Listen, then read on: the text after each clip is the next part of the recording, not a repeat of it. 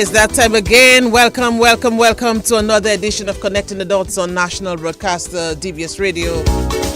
Our house is located on Victoria Streets. And I greet you from the Ted Daily Studio. Good morning, bonjour, bienvenue. On notre rendezvous, on notre mission. It's a lovely Saturday in Dominica. And we greet you, we welcome you.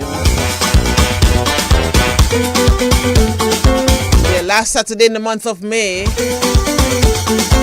Tomorrow we say goodbye to May 2026. Never to return again.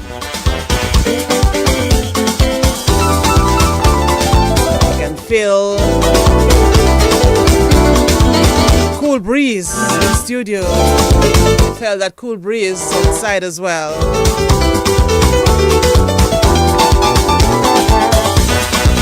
Saturday morning has come knocking. Let me see if Nigel Francis is ready to say hello. Nigel, good morning. Hey, morning. Hold on. Let me see if the other part is working. And 1 second here. All right, let's see if you can see me as well. Hold on. Yeah, I'm not seeing you yet. You're not seeing me yet. Hold on. Give me a second here. Technical difficulties. Talk still. Okay, Papa. So yes, we are just ensuring that Nigel is in tip-top shape when he comes on. You know, we're not on the boat today. We are not on the plane today either. We are on the tree, you know, in a big yard. So probably Nigel has a few issues under that tree. So let us ensure that everything is in place for Nigel to come on. It's a lovely Saturday, as I said, and we have a very interesting topic today. Very, very interesting topic today. We have 3 guests. Well, let me tell you how this will go. One of our guests, that's a guest in studio, will stay until about 10:45 thereabouts, and then one guest will come on at about 10:30. And I think another guest will join us at the start of the program. So we'll have one via Zoom, one in studio joining us on the program for the beginning. And then we'll see how it goes as we delve deeper into the discussion. But it's a pleasure to have you on. Hey, look, Nigel there. What? Nigel, yes, Nigel. I am here now. Yes, Nigel, it's a pleasure to have you. Let me put you on there before people have to start saying, oh, they're not seeing Nigel. You know the vibes already? Okay, you know, so just remind me today, dear. They're not seeing one, they're not seeing the other. Yes, all right. So yes, Jack and Jill, we are here. We are here. How are you doing, Nigel? I am doing well. It's another beautiful Saturday. You know, so I'm here, you know. Yeah. Got some unfortunate news, you know, of the passing of my dear sister, Liz's sister, who lives in England, of course. The passing of your sister? Yes. You know Liz, of course, our adopted sister. Yes. So not Liz, her sister, Debbie. Okay. Who of course lives in England. And sudden passing, passed away, and just deepest condolences to you and family. Spoke to her on Tuesday, all it is, and passed away on Thursday, you know. So that kind of hit the family really hard, you know. And Nigel still came on. Liz, condolences again. You know, we are here as a family, pulling together and holding strong. Wow, Nigel, you still came on. You could have told me that. I mean, you needed a No, this is the moment, we connect. So we connect with everything else, you know. We connect and we share, and we want to make sure the stories can go out there and we can connect before people, man. I'm good. Deep sympathy. Yes, I'm good. Sudden death is just not easy. But listen, it's a fleeting moment, man. Yeah. So, you know, when you're there in the life, enjoy it, man, and always make sure that and I'm good. Always make sure that you know, say hi and tell your family everything and friends and be with them and share. Sometimes you wonder why you know, some people, why are we fighting so much? You know, why do we hate each other so much? I don't know. It's just Why? What's all the fuss and fight what's about, all, right? man? And then when you consider the brevity of life, and it's bigger than that, man. Trust me. Yeah, the ground that we are walking on, I tell you. Yes. Yeah. One day will be our roof. Yes, condolences to the But we family. good, man. We good. Yes. Yesterday, of course, Nigel was me 29. Oh man, that's another moment in our history, Yes, right? historic day in Yes. Dominica. It was. I was a little girl back then, I think. In fact, I was getting ready to make my first communion. So, Yes. but I can Was in recall school. vaguely, I'm the still in panic school and everything. myself. Yes, still in Yeah. school. So yeah. Yeah. But the way, I mean, we don't celebrate that day as we used to, right? It's kind of just Yeah, quiet, passing yes, through, yes, move on, kind yes. of thing. Yes. I mean, there was a time back then when May 29th, even the days leading up to the actual day itself, that something was coming on, at least, some remembrance. But not much is being done these days, but it's a lot of years there, Yes, and a lot has changed, obviously. a lot has changed. A We lot should has not changed, but we should not forget. We it should sort of never reminds forget. me though that it's important that, especially from within the schools, that we allow our students to know some significant historical dates that change the course of things in our country, and that's one of those dates that we need to teach to our students and to share with them what happened. Similar like how we have African Liberation Day that might have just passed as well. And Yes, yes. there's certain days Yeah, I think we need to, yes. You remember when you African know, Liberation Day in particular was very oh was huge. yes, That was a yes, huge celebration, and nothing much oh is happening yes, these days. And yeah, we should never yeah. forget May 29. And the young people, of course, who do not know about May 29, He might they say, have to he learn might say, I'm going to what talk about happened. Yes, what's May yes. 29th It, about? it, What it is was that? yeah, it was a tumultuous period in the history of Dominica, very It chaotic. was. A period of gloom and doom, maybe you can say. Bloody Tuesday, Yes, we named it back yes. then. Yeah, And I so found myself in the middle of it. you were in the middle of it. I don't remember that I was in much, I was in but the middle of it, man. I was still uh, going to SMA, and of okay. course, with my brother Jimmy and being forefront in the movement at the time, and Yes, oh talking to the yes, students and everything else, and yes, of yeah. course, the fact that I lived in Kennedy Avenue, You were you right know, there. You were right right there. there in the middle of everything Yes, yeah. else, So I lived with on the tear gas and Independence everything. Street. I lived on Independence Street at the time. No, well, Queen Mary Street at the time it was called Queen Mary Street. So Right, so right, I right. got a sense of what was happening. As I said, I was a little girl. Philip Timothy, who died, well, he and I were first cousins. And so as the years came after, I began to understand To more what really understand. happened on the 29th of May in that particular Yes, year. yes, yes, yes. These are dates and moments we have to remember as a people, and we have to learn from them, and we have to teach those to our kids. Yeah, definitely. These are very important historical moments, man. So I hope at school some of the teachers would have probably spoken Yes. about it. I hope, Yeah, I hope. I hope. um, and they would have shared. I wonder if this comes up in any like examination. Maybe the grade I six national That's a good one, assessment, or Yeah, I don't yeah. know. You still have general knowledge. Everybody used to have general knowledge or something like that. I wonder if that comes up, like you say. Um, I must find out. yeah, I or must find Dominican out. history needs to be taught, man. Yes, I We tell need you, to, that is we true. need to let the young ones know what happened and why we Definitely. are where we are today and all the rest of it. So let's hope going forward we can begin to put together, dates, calendar dates of important, historical Yeah, significance in definitely. Dominica, Yeah. and use that as the basis, Because a lot has for. happened in Dominica, yeah. I mean, a lot has Oh, happened a lot that has we happened, man. A lot has well, a happened. lot has been documented, but how much do we use it, after many years? So that is maybe what That we is should that also is what it focus is too on. as well. Yeah, that is what it is as well. So yes, hope we can find a way to get around that and share. Definitely. You know, Yeah. yes. Anyone on the book maybe already, DB, Nigel? maybe DBS has to now look and see. You know what? Hey, let's Oh start doing yes, some other yes, productions yeah, and stuff yeah. like we used to. Yes. Yeah, Yeah. the book is going. The book is going. I mean, Alvin Thomas is back after his Yeah. party days. And it's early. He partied last weekend, Atlanta Carnival. So he's back again. So good morning to you, Alvin. Lily Hayes, good morning to you. Thanks for the condolences. Wijapia, thanks for the condolences. Bernice Balso, thanks as well. Leoma Joseph, good morning to all. It's a pleasure to be tuned in very early. You say, Ivona, you're looking really beautiful this morning. All right, thank you. That's what she says. So good morning to you too. Good morning, happy Saturday. Ivon's and Nigel. Nigel, my condolences from Wilbert Willis. Vado says, Ivona, I love your top.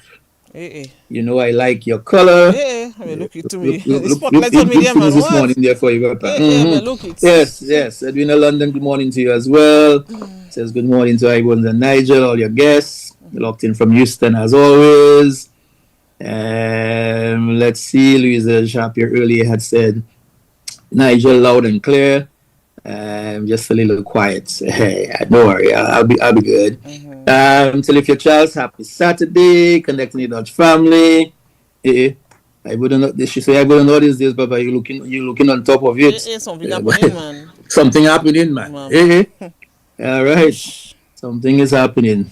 Yes. So good morning to all of you. I haven't logged on onto the YouTube part yet, but I'm pretty sure they are there. So good morning to you on YouTube. I will log on in a little bit and see what's happening in the YouTube channel. But they're looking forward to another great discussion, great connection. So we are here. Yeah, we are here and we are ready. We are here. Very interesting discussion we are having this morning, Nigel. In fact, let me tell you something. I had to bump off guests and rearrange guests and reput and remove. You know, sometimes, as I said, the universe speaks to you, in a language that you should understand. And yes, it certainly does. Yes, seriously. And then I really have to thank Aviane Alexander as well. And this discussion that just came to mind. And then when I was doing my research, I realized as well that there's a fundraising activity coming up next week. So you see, it just had to happen this way, and I'm very happy that we have this discussion on today. All right? Yes. So, we are. Good morning to you, Connie Joseph, as well. Appreciate you. It unfolds as it is, man. Definitely, that's what happens. Yes, definitely. Okay. Keep talking a while, Nigel. Keep talking, yes. So good morning again to the others who are just logging on now. Appreciate you again. Miguel Murphy, Grand Rising, good morning to you. And Leo Joseph, I want to sow through the ground. One day will be our roof. Just ensure anything we do, God is pleased with it. Yeah. May God bless you and so on and so on. We appreciate that as well.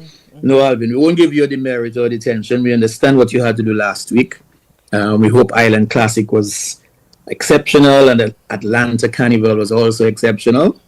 So I saw one or two pics out there and a few little videos. It looks like it turned out well.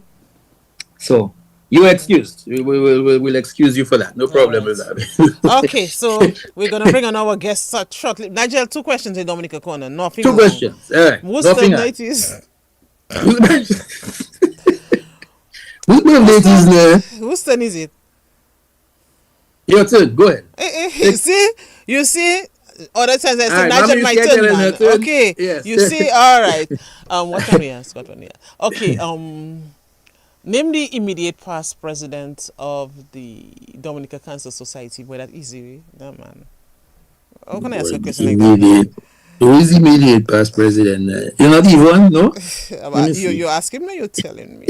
Hold on. Aviane Alexander, are you the immediate past president? I think so. I think you're the immediate past president, Okay. Yes, you're correct. When actually I am correct. All right. At the same time. All right. Correct for me. Next question. What is the Creole word for cancer? I know that,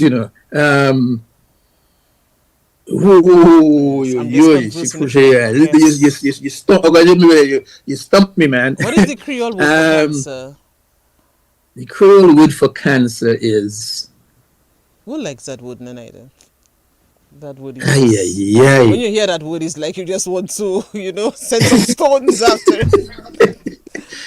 Man. Okay, that won't catch me. For now. Let somebody help you. Let somebody help you on the line. It's not coming we out. can put on Jacqueline. Jacqueline, you know it? Okay, Jacqueline. What is the Creole word I'm for not cancer? too sure, but I think I know. Please help me out there. Let me see if our guest is on. Let me see if the doctor is on. Hey, doc, you on? Okay, so the doctor. No, he's not on because you don't know the Creole. What so he you should say know. No, he's not on. He's a St. Lucian by birth. What is the Creole word for cancer? Casse. Oh, he's doctor. Casse. Yes, doctor. It's Casse, huh? Casse. Okay, doc. Well, I wanted to say that, but Casse. I was like, crab. Casse. I think it's Kase. Yeah, Somebody it's tell Kase. me crab. It is Kase. I think Kase. What does that word tell you? Kase. I mean, the Why name is cancer alone is I don't know. It's just I should have why always is known that. Dean? Why is it? It's Why Kase. is Let's move Dean? on. Why is Dean calling me? Dean is calling you? What? Why is Dean calling you? Dean, Dean. you the answer, man. I hope everything is okay from your end. I can see you. I can see you in all your glory. Yes. Maybe he wants to give me the answer. That's what it is. Okay, but it's Kase. All right. Can't say. Well, what I was going to ask a question, but it doesn't really make sense, no? Because I Can't think say. you I would have think put the it's can't question a say. while Yes. ago. Yes. Yes. Yes. Okay, true or false? I'll go True with or that. false? The Dr. Auguste is from Grenada. I wonder if you were listening to me a while ago, yeah. You don't have no reason in here, guys. I want him to when he comes. only- Well, Dr. Auguste. It's only two places that have Bogies. Let me ask him, Nigel, to pronounce his last name, because you know Auguste in Dominica is Auguis, so there's an I. His last name doesn't have an I. So is it the same pronunciation, Doc? This is the same pronunciation. Okay. All right. Okay. Yes, Ogis. Okay. Yes. Okay. All right. Nous c'est même ça. Yes. Jacinthe Lucie. It's a new mem. Yes. Yes. All right. Yes. Okay. Two St. Lucians on the program this morning. All right. Already, who's the other St. Lucian? Dominica Corner. I don't know who's the other Pat St. Lucian on the program this morning. Who's the other Pat St. Lucian on the program? Yes. Do you know? No. Other Pat St. Lucian. Jacqueline? No. Pat St. Lucian on the program. You, Nigel? Yes. You get it wrong. Jacqueline's Yes. daughter? My dad is St. Lucian actually. Oh, your daddy said. Oh, okay. was So you're St. Lucian in disguise. Well, if you did not you know, probably know the Francises from St. Lucia. My uncle was involved in big politics and everything else, and quite a few Francises as well. My cousin just went up for elections, last elections. All right. The doctor. Okay, well, that's interesting, Okay, Nigel. I okay. did not know. Yes. If you did not know, now you know.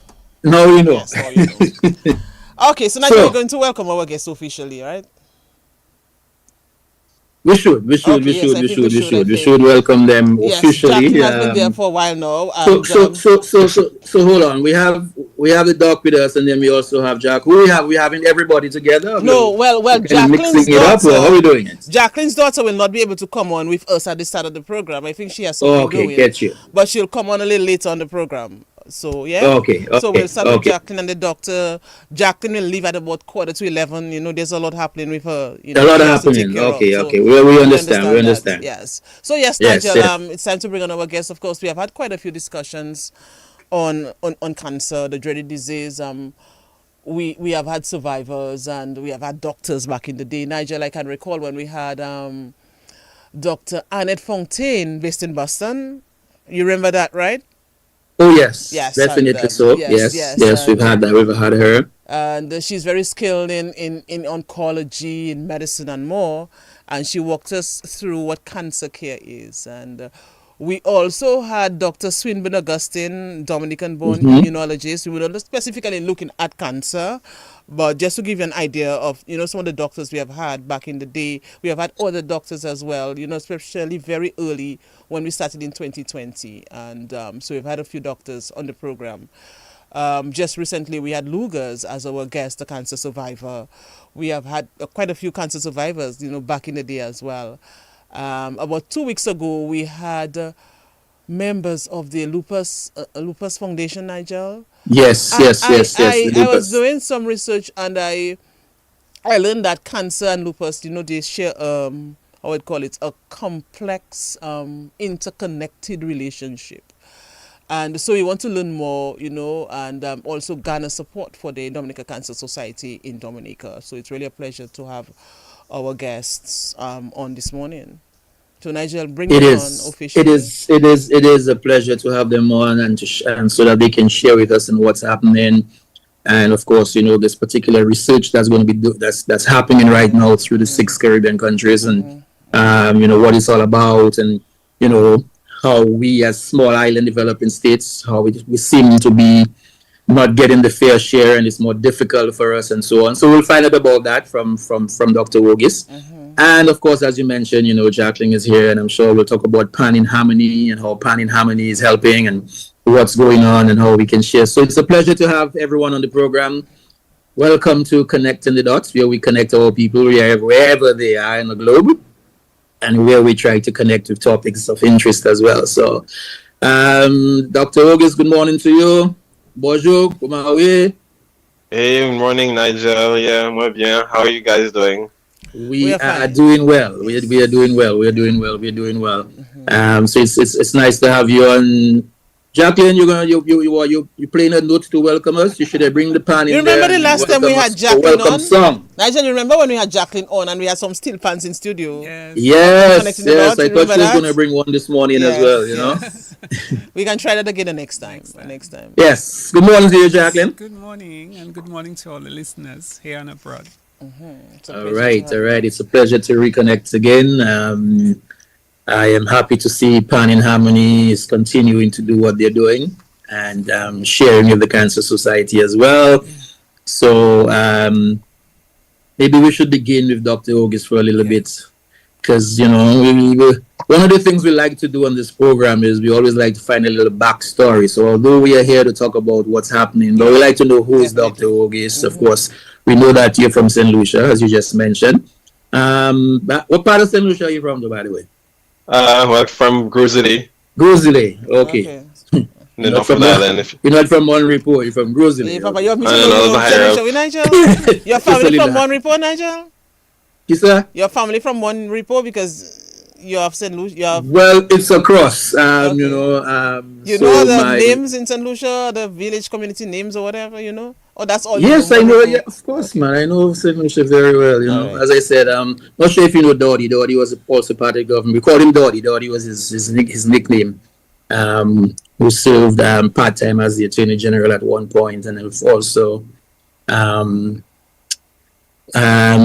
our granddad, who was in the town council, served as in the town council. Castries.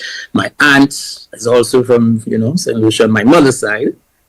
She had a store there on the streets, a little stall on the street. So, yes, that's my other side of my story, Ivona. Okay. So you're from Grizzly, of course. And what was Grizzly like for you, though, growing up? I mean, in terms of, what was it like? So I was born in 92, right? So growing up, Grizzly was a quiet place like anywhere else. I feel like it was a nice, safe place to grow up. Very community-minded. And with time we've grown into this touristic hub, and everyone's coming. We see the demographics changing a little bit, and now no one can really afford rent anymore in the area. But yeah, I think originally I knew it as a very nice, quiet area, very safe. Still is, but a lot more animated now. A lot more people come in and. Did you find that some of the, and I'm going to tie it in with the whole cancer thing, did you find that growing up, the foods that we were eating, that you grew up eating, was probably healthier than we are today? I think it's hard to say. I think one thing is for sure, we're leaning a lot more on fast food now, and we're maybe cooking a little bit less at home, and you see like the supermarkets having this deli section where the food is already made. So I can't really say for the quality of the food, but definitely the food is the demand for food and having food already prepared is definitely there. That I can say for sure. But is there any connection though between the diet and cancer? Yeah, for sure. That's what I can say for sure, and it all depends on what certain cancers are more sensitive to what you eat. Lung cancer, for sure, it's a lot of tobacco smoking, but others like colon cancer is very much affected by what you eat. And I can go down the list from cancer to cancer, but typically your diet plays a big role, and certain cancers, like I said, are more sensitive to your diet and environment. Yeah. Interesting. But I know that the village of Grizzly has always been a vibrant village. I know on a Friday night was it, man. You had to take the Grizzly lime on a Friday. That still is the case. That still is the case. Okay, yes. Nothing beats a Grizzly lime on a Friday, You want to go to Jacqueline now? I mean, we've had Jacqueline before on the program, Yeah. so But so we can get a refresher. She still has to tell us so who we she know is. I know we Jacqueline had from all her. over Dominica, I mean, but she might want to tell us exactly what part. yes. And that last name, Andre, says a lot. So, It so does. Jacqueline, tell us again who you are. Okay, I'm Jacqueline Andre, and the daughter of the late Edward Andre, of course. I am retired now, a forest officer, but still an environmental conservationist. Um, Manager of the Pan and Harmony band, and last year I was elected as the president of the Dominica Cancer Society, and that's me. Any recollection, Jacqueline, by the way, May 29? Anything that comes to mind? Yeah, I was going to convent high school actually. I was still a kid, and I remember there was no school, but for some reason my father took us to school that day, and there was a lot of confusion. I remember we had to run to Depex by Auntie Angie to wait for him because there was a lot of confusion. That's all I remember. Okay, I just had to bring this up. Of course, as we said, it was Yes. a tumultuous Oh, period yes, in yes, Dominica. yes. And As we look back at May 29th as well. yeah. Yes, I remember me with my handkerchief having to soak it in water just in case. Yeah. But so of course, Jacqueline. I mean, when we hear of the Andres and Jacqueline, and so we know it's in the Canefield community. Born, raised, stayed, everything Canefield. Canefield, yes, and still here. Still in Canefield. Still in Canefield. Wow. At least I'm the Have you only seen one of my changes? family. I'm the only one of my family here. Everybody else is gone. Well, my mom and Gone. dad passed, but my sisters are based in the U.S. And for you, that's yeah. by choice. Yes. I'm still a proud Yes. Dominican. Have you seen changes though in Canefield from when you were young to what's now? Oh yes. Of course. I mean, when we were there, it was more bush. We used to call it at the time. Now it has developed a lot, and in fact, a lot of people around in where I am, they are renters. People, they're not the original people who lived. Most of them have migrated, and so it's a different. It's not the warm and friendly kind of neighborhood that we used to have. I mean, growing up, it was so different. In fact, Steel Pan brought us together because most of the people, the children on the neighborhood played in the Steel Pan, Fantipan, and now so I think sometimes they look at me because after hurricane I lived. My house got damaged, so I could not live in my house. So I got back maybe 3 years ago because I was building. And everybody look at you like as if you're a stranger. But I'm saying to myself, but hey, I am what Canefield, You're the original Canefield. So they look at you like you're some kind of foreign person coming in. But I mean, they're not so friendly. They walk on the street. Sometimes the kids, they don't even say morning, and we never grew up in that kind of neighborhood. We did things together. So much has changed. Yes. So much has changed. Yes. Dr. Auguste, let me ask you as well, though. Give us a sense of how your childhood was, particularly your school days and primary school, because that was very formative for you, of course, in terms of where you are now. Formative days for you. Tell us about school days in St. Lucia, so we can get a sense. We can tie really what happened with your school days to where you are now. We can get a greater understanding of why you gravitated towards that field. I love that question. I'm really asked that, and I think very interesting.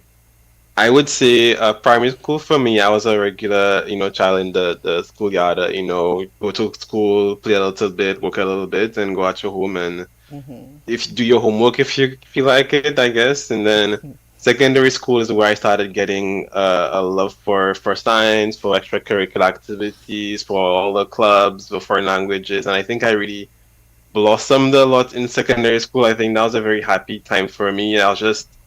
Can I dare say maybe in love with learning? Yeah, I think that was a very joyous time. I have some classmates who maybe dreaded going to school or, why I go to school, but I was typically very happy during that time. and I can recall, I wasn't excelling in every single subject, but I think, quite good in, ranked in my class and every subject. And then I went to do my A levels at the Sarfield Lewis Community College, that I still keep, good relationships at this current day. And things were a bit different. I think I was at a, kind of tighter school at that point in time. But I really enjoyed, I guess being a young adult or older teenager, adolescent, and being at the community college, and perfecting my French, which then is what propelled me to study in Martinique to start my university. So that's kind of my early days in St. Lucia. Then I left shortly after A level. Interesting. So at high school, you realized that science was it for you. Yeah, I think I at that time I was really into the sciences. Initially, I thought maybe a career in medicine. But I think when persons would ask me what you want to do, I would say medicine, but it's really because, you don't want to appear like you have ambition. Because if you say anything else, then you look at you like, I don't know, we're not making money in St. Lucia, go on to something else, right? If I said I want to become a scientist, they would say, what you doing with that? They don't have money for that in St. Lucia. So by default, a young person, you want to show that you have ambition. So I would just say, I want to become a doctor, clinician, do the medical work. But in reality, I had no kind of vocation for it. And I found more of a vocation in trying to solve, mysteries and in science and trying to uncover new knowledge. That was where I felt where it's more of a passion, and I felt I could make a bigger contribution. That's interesting, Nigel. Yes, that you were able to discover that during that time.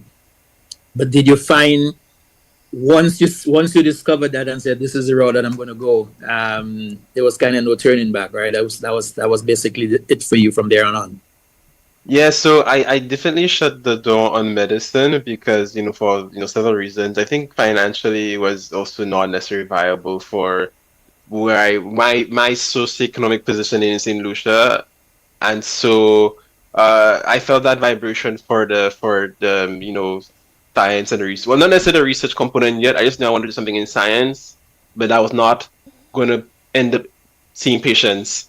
And so I went on that route, and it wasn't necessarily a fixed trajectory for me. I was kind of just going along as things went. So I am the kind of person, like I said, had a very carefree childhood.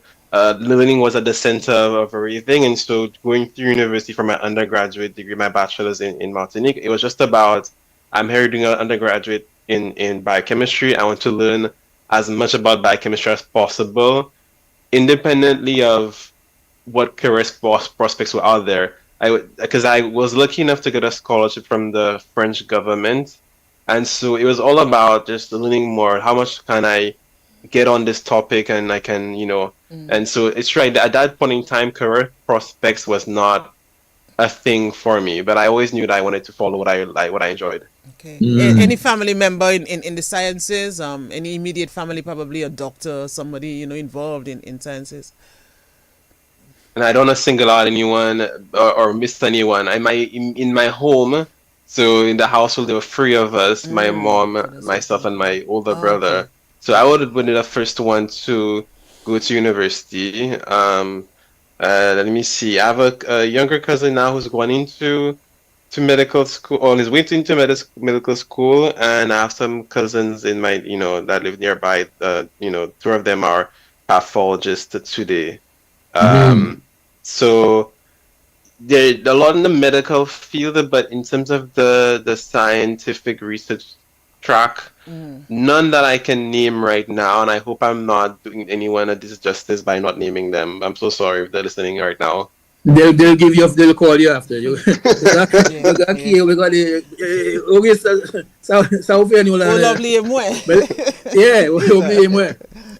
I'll ask for some grace. I'll give me some grace because They'll give you some grace. They'll Yeah. give you some grace. Did you ever visit Dominica during your childhood time prior to this now? I mean, have you visited Dominica before? I hope his answer is yes. so I don't see this much in my adult years, but I was a member of the St. Lucia national junior volleyball team, and I Okay. participated in several editions of the Wounded Island School Games that maybe some of you may know of.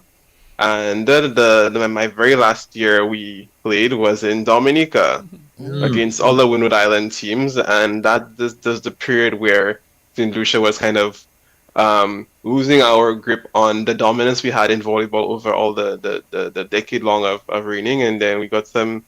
I can't remember if we won against Dominica. I remember we took some good licks from St. Vincent, but Dominica, I think we were still very much rivals. I want to say, actually, no, I think they beat us in Dominica. Yeah, man, they we did. told you. Jacqueline remembers that. Yeah, we told you.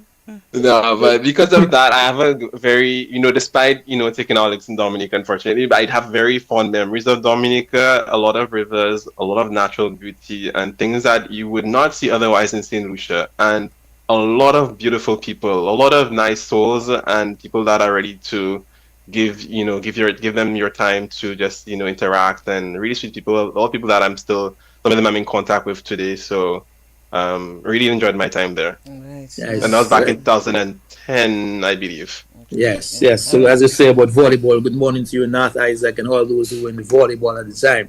Those were the guys that were beating Dominica, Jeffrey Edmonds and Glenn and so on, played for the Dominica national team then. Definitely. Yes. So good morning to them. Good morning to all the others as well. Alright. By the way, good morning to Ivan Dennis, I think it is, who wants to say good morning, Sir Francis. Well, okay, bye-bye. So, Sir Francis, you taught me at the Dominica Grammar School. Yeah, you have to call grammar school name. Yeah. Anyway, you taught me at the Dominica Grammar School. Good morning to you too. Appreciate it. I was going to tell Yes. you something about the Dominica Grammar School getting a whooping, Nigel, but I'll leave that alone. Dominica Grammar School got a whooping. Tell me. In cricket, I think they folded for some 39 runs, but that's for another Oh no! I think, yeah. Oh man, was it It was a SMA who did that? miserable defeat for them, but Yeah, was it SMA? no, I didn't follow no. the. Was I it haven't Castle followed the. Bruce? I can't recall, but not SMA. SMA just wasn't on Castle paper there. Bruce. SMA wasn't there in the story at all. So I mean, anyway, let's move on. Let's go to Jacqueline. Jacqueline, I mean, let's get to the matter at hand. You are, of course, as you said, the president of the Dominica Cancer Society. A position you took up last year. Tell us what is happening with the DCS in recent time. Well, we're still advocating for and building awareness for the cancer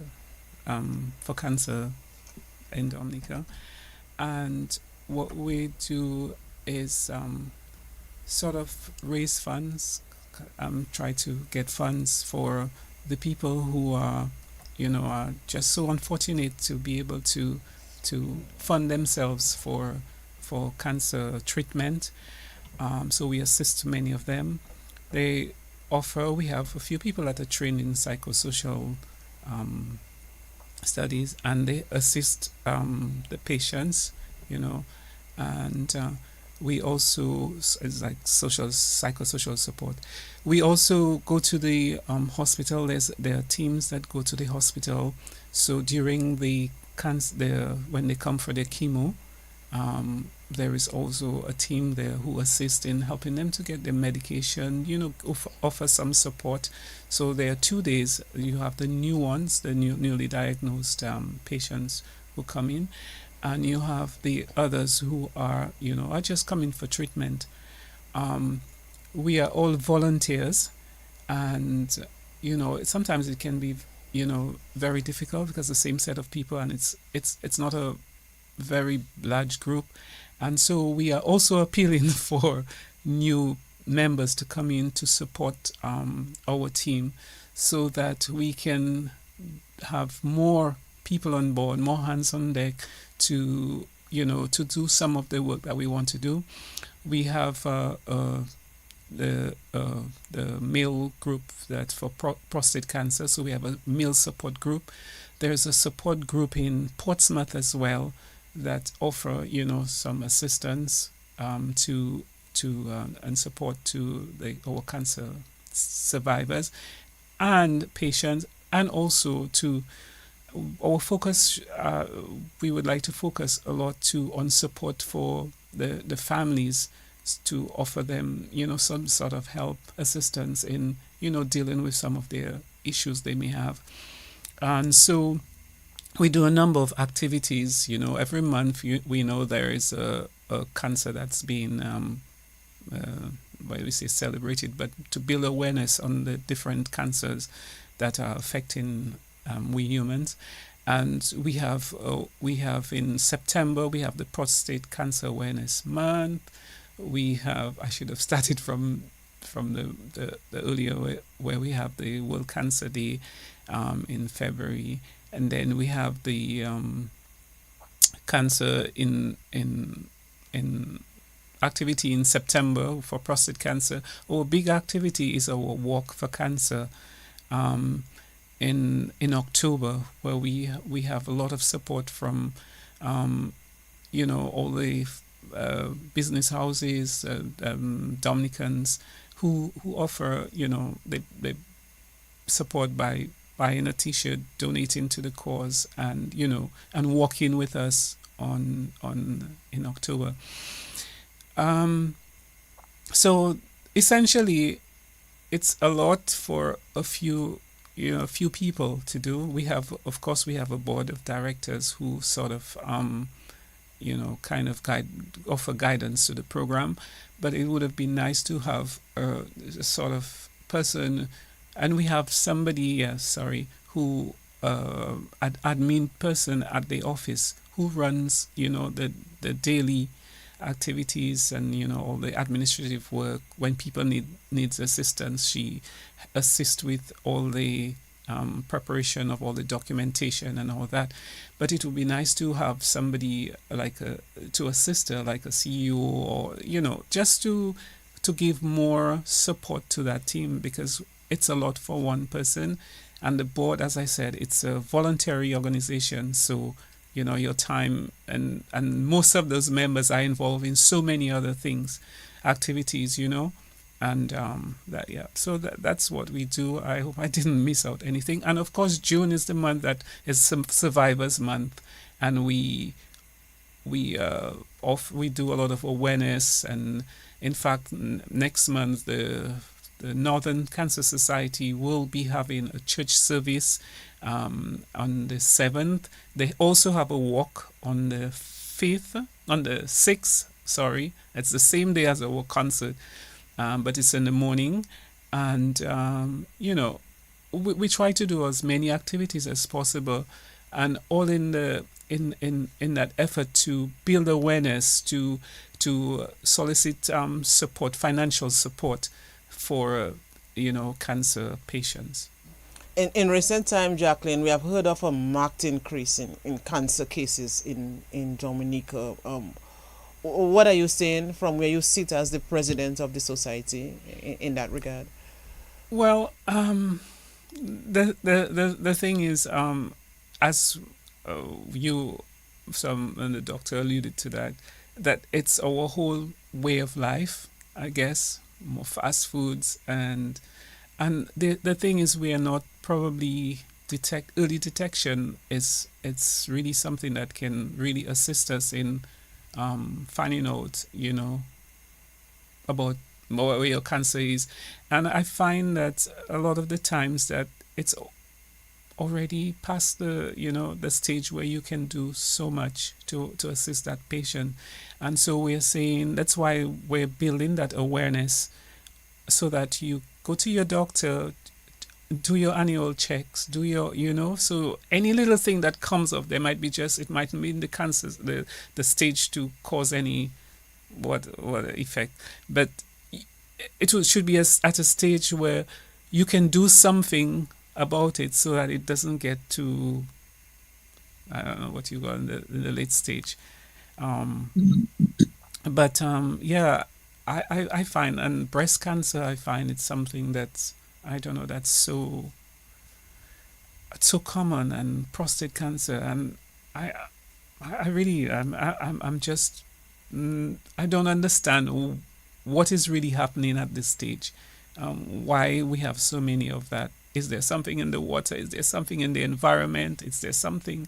I don't know, in the genes. I mean, it's something that's so complicated. I find that, you know, because for some people they eat well, they exercise, they do, and they still come up with this. So I'm not so sure what is why we are having this, you know, so many of that cancer case. Let's go to the doctor. But Jacqueline, when I come back to you, I guess you'd want to share with us maybe something that's deeply personal. You'll share what you want to share, obviously. And I would also like to know, in terms of your position at the Dominica Cancer Society, how you became a member, and things like that. But let's go to the doctor a little, Nigel. I was Yes, doing some yes, research. especially as in relation to some of the things that Jacqueline Yeah, just mentioned yeah. too, I was doing my research, and I realized his areas of expertise, research interests, investigating the effectiveness of community-based cancer prevention in low-income settings and developing countries. So, doctor, let us go there. In reference to your research, what you are saying. Okay. So I cannot speak to the individual level because I'm an epidemiologist and we look at what we call population health. And so we're looking at things from a global view. So looking at things from a foreign country level, so on a, let's say a Dominica level.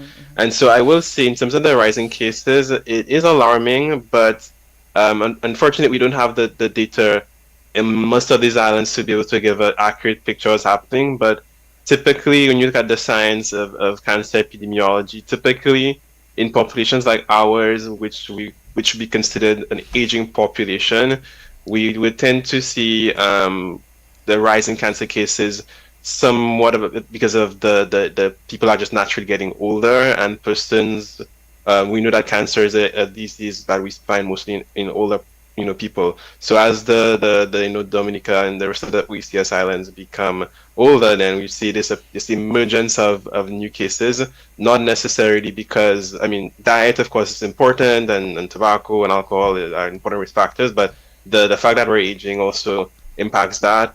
And there's also, most people don't know it, but when you look at one of the most common cancers in a lot of countries around the world, which is breast cancer, some of those factors are simply reproductive. So when we look at, putting things like the age at first, number of children, or the age at which women start having children, whether women decide to breastfeed or not, believe it or not, these are, known risk factors for breast cancer, and having less children or delaying your first child is a known risk factor. So when you think of it in the context of a country that is supposed to be developing, where demographically women need to go to school and get more, higher learning and degrees, so they may end up delaying that first child. They delay, instead of having 4 children, they may have 2 or 1. And so according to the scientific literature, these are factors, reproductive factors that would put persons at risk for breast cancer. So I would say because, and I studied this for a little while, because of the state we are now at, our demographic transition and economic development, there is this natural progression of cancer incidence that we kind of have to go through. Well, there are things we can do to circumvent, of course, but there are many factors that are against us on a population level. So even if, you as an individual decide no tobacco, no alcohol, I'm going to eat right, then, there are a lot of other factors that, are above you, that are structural, that, and for Dominica, and where it is in its transition, will, have to overcome those things, that rising cases. And of course, like rightfully, as Jacqueline said, screening is important, and a lot of our systems in which we want to make that screening happen and that early detection to circumvent this, emergence of new cases is very underdeveloped, relative to systems that are developed in other places, in larger countries like inside Canada or the US. So many factors that most people don't think about. It is worrying, but I think the important thing is to say that we can, with the right, data and thinking and solutions, we can do something about it. It doesn't have to be a, cancer, everyone having cancer in the Caribbean doesn't have to be a destination. We can do something about it. Importantly, with what I would leave with you with what is part of the program.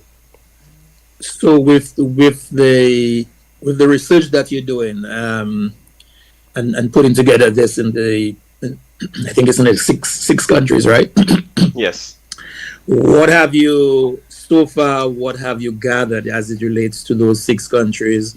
Whether are you looking at it in terms of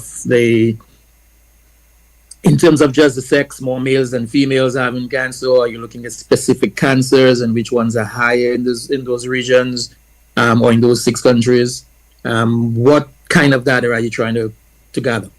So currently, and I said it just before, right? So the the research is very nascent. It's very new and put in very nice terms, right? So to give you a picture in terms of where the small Eastern Caribbean is, so the OECS member states are in terms of scientific research and especially cancer epi. Imagine we have a race, and then imagine the United States is Usain Bolt, and there's just reason across the 100-meter track, and then we in the OECS were kind of on a wheelchair trying to wheel our way to the finish line, and we had this big lag in between the top burner and ourselves. So it's very nascent, and there's at this stage where we're kind of building systems to just be able to do research. So one important tool is something we call a cancer registry, that maybe some of you may have heard of, and that's the primary tool by which cancer research in a country is supposed to happen on a population level.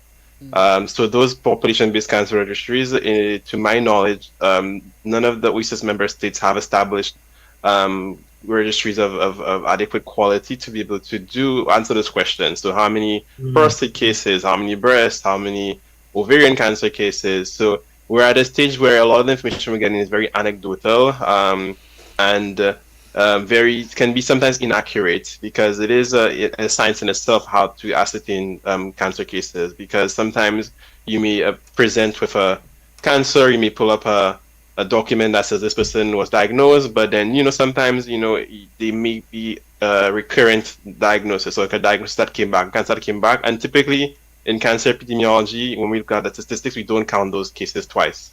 And so without a registry and the proper data quality systems, you end up having numbers that are wrong. And I myself cannot create a registry for Dominica or St. Lucia because I don't have the necessary legal authority to do so. What I can do is look at research that then questions, inequitable access to care on a national level, and so Dominica and the rest of the world, or St. Lucia and the rest of the world, and Dominica, within Dominica, how Dominicans are able to access care.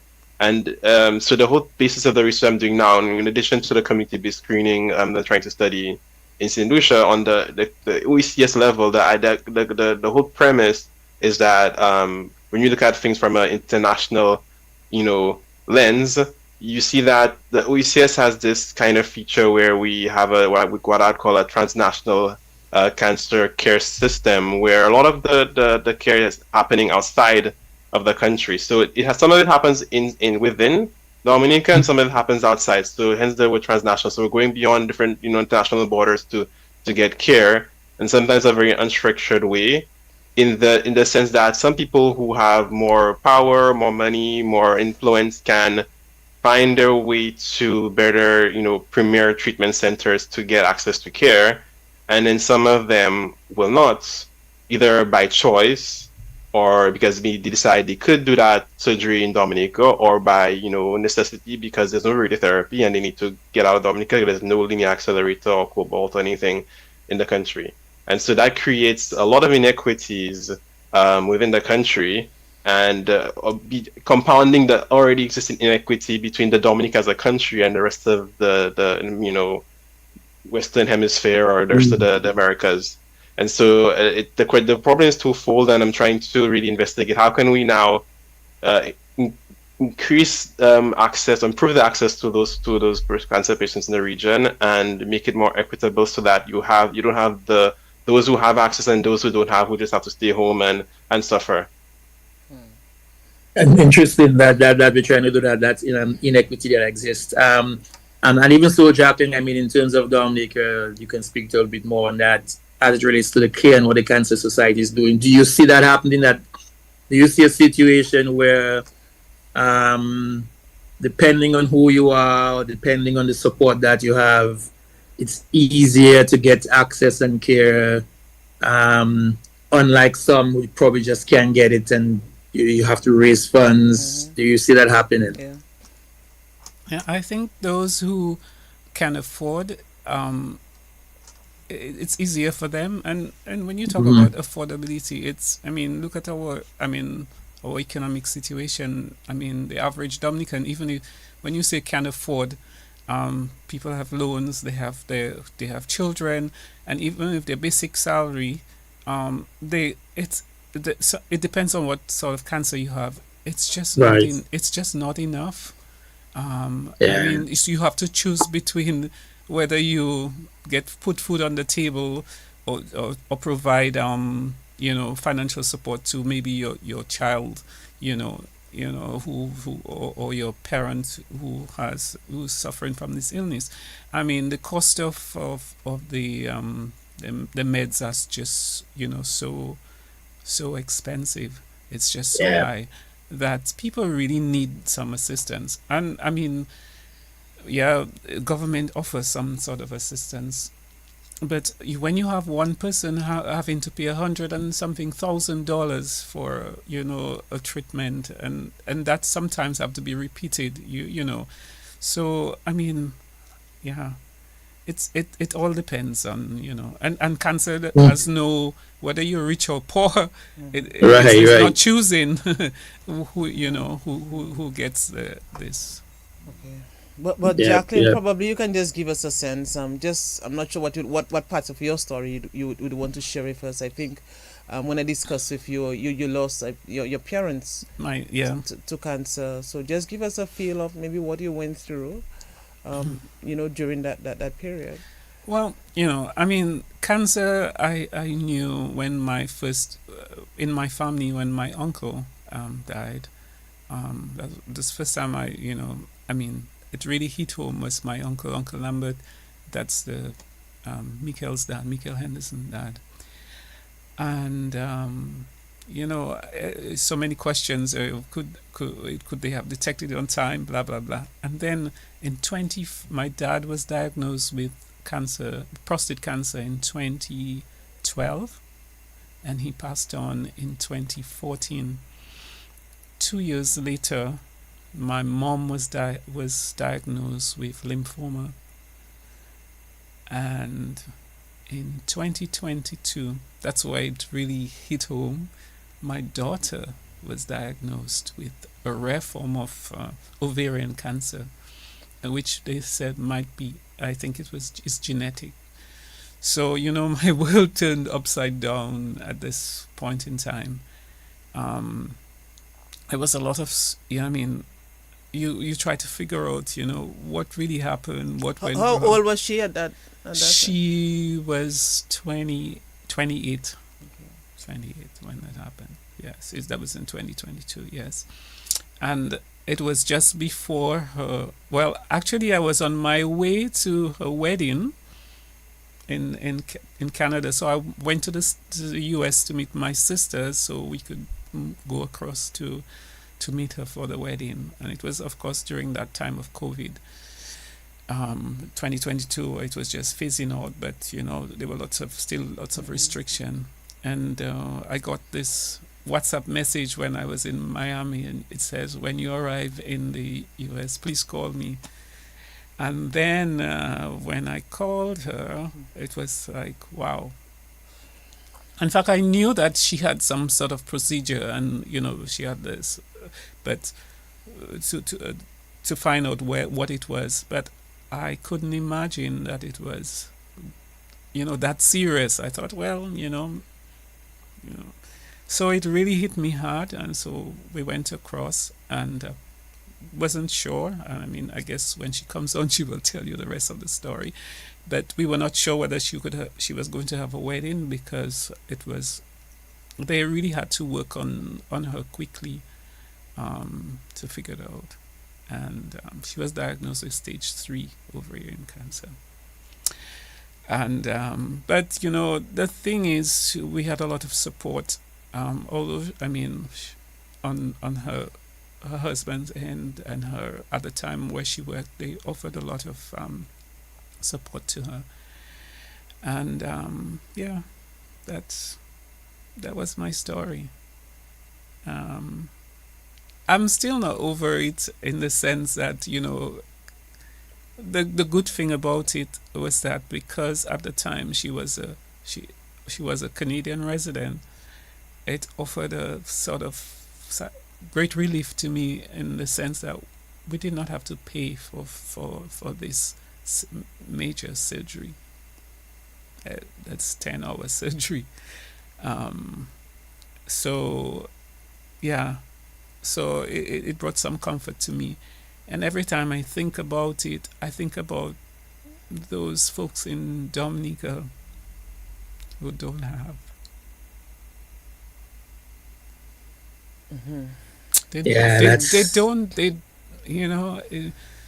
They don't have that kind of support. And so it really means a lot to me to support the Dominica Cancer Society. And I joined the Dominica Cancer Society. In fact, we started raising funds for the Dominica Cancer Society, Pan in Harmony, when my dad passed in 2014. And then I thought, well, and the other reason too, when I went to the hospital with my mom for her chemo treatment, there was always somebody there who prayed with the patients, and it was coming from the Dominica Cancer Society. There was somebody there who says, do you need help because you had to go at that time, you need to go to the pharmacy back and forth for your medication and all that. And there was always somebody there. I saw Delia Weeks. I saw, this other nurse, my God, I've forgotten him. But Lisa B. I saw a lot of those people religiously coming every Wednesday when there was it was a Tuesday or Wednesday when we had the cancer treatment, and offering support, and I said, well, how can I help?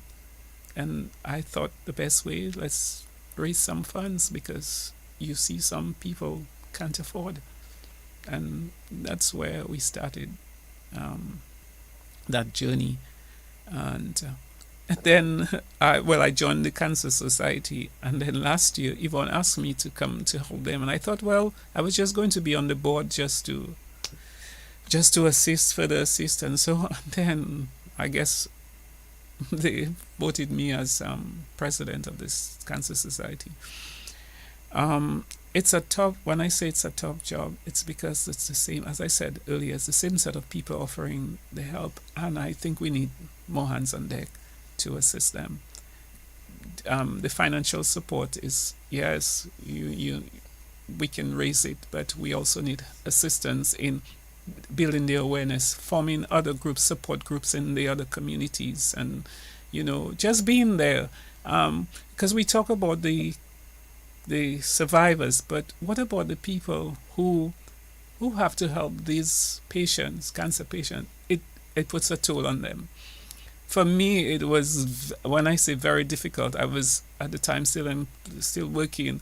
I had to take care of my mom, go to the hospital because she was hospitalized a few times, and still present myself for work, and still all, then you don't get the support, because I guess people don't know what you're going through.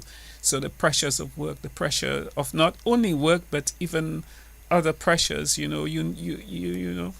thank God I had a few friends who, really offered that kind of support to me. But it can be very difficult for the caregivers, and again, there are some people who, I spoke about it, especially when it came to my daughter. I spoke about the situation, so I relieved some of that pressure. But there are some people, they keep all that inside, and they're going through so much, and you don't know how to help them, because you don't know what exactly that's in their mind, and and that yeah, that's the story that, that's so difficult to, I don't know. How can we help? I don't know. I just want to be there for people to make them feel comfortable. Is there any way we can help you? There are teams of, as I said, psychosocial support from the Cancer Society. You can go to them, and they're trained in giving that kind of support.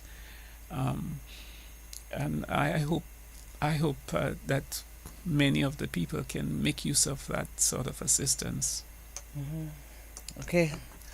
Thank you, Jacqueline. Now, Dr. Auguste, of course, I'm listening to Jacqueline, and I'm trying to tie in your research, what you're involved in now. She mentioned travel. A lot of people travel for cancer care. The cost of travel, of course, we know is exorbitant. Cancer itself is a disease that will just deplete your funds quickly, if you have the funding, and this of course is unique to a lot of the Caribbean islands. What are you seeing as far as your research and in reference to some of the things that Jacqueline raised? So I'll quickly touch on the finance part because that's also the last thing you said. I haven't looked at the data for this for the OECS yet because we have like 100 cancer patients across the 6 islands, but the data is still being analyzed for our first preliminary reports. What I will say right now is that for the St. Lucia study that was done before this, that I conducted like back in 2019, I'm seeing like when you look at as patients, where did you get your money to pay for your treatment?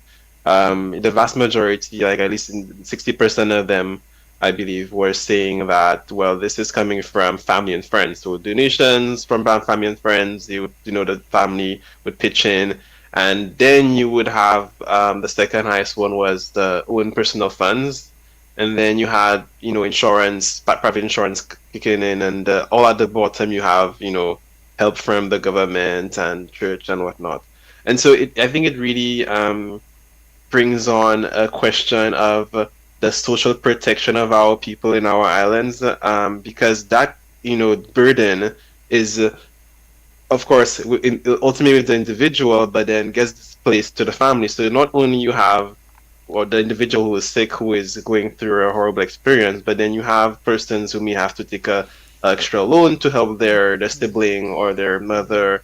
And we're seeing it in the data. It's not just individual cases. This is very much a common feature of what we're seeing, and in at least in the case of St. Lucia, and we'll see what the cases of the other OECS islands.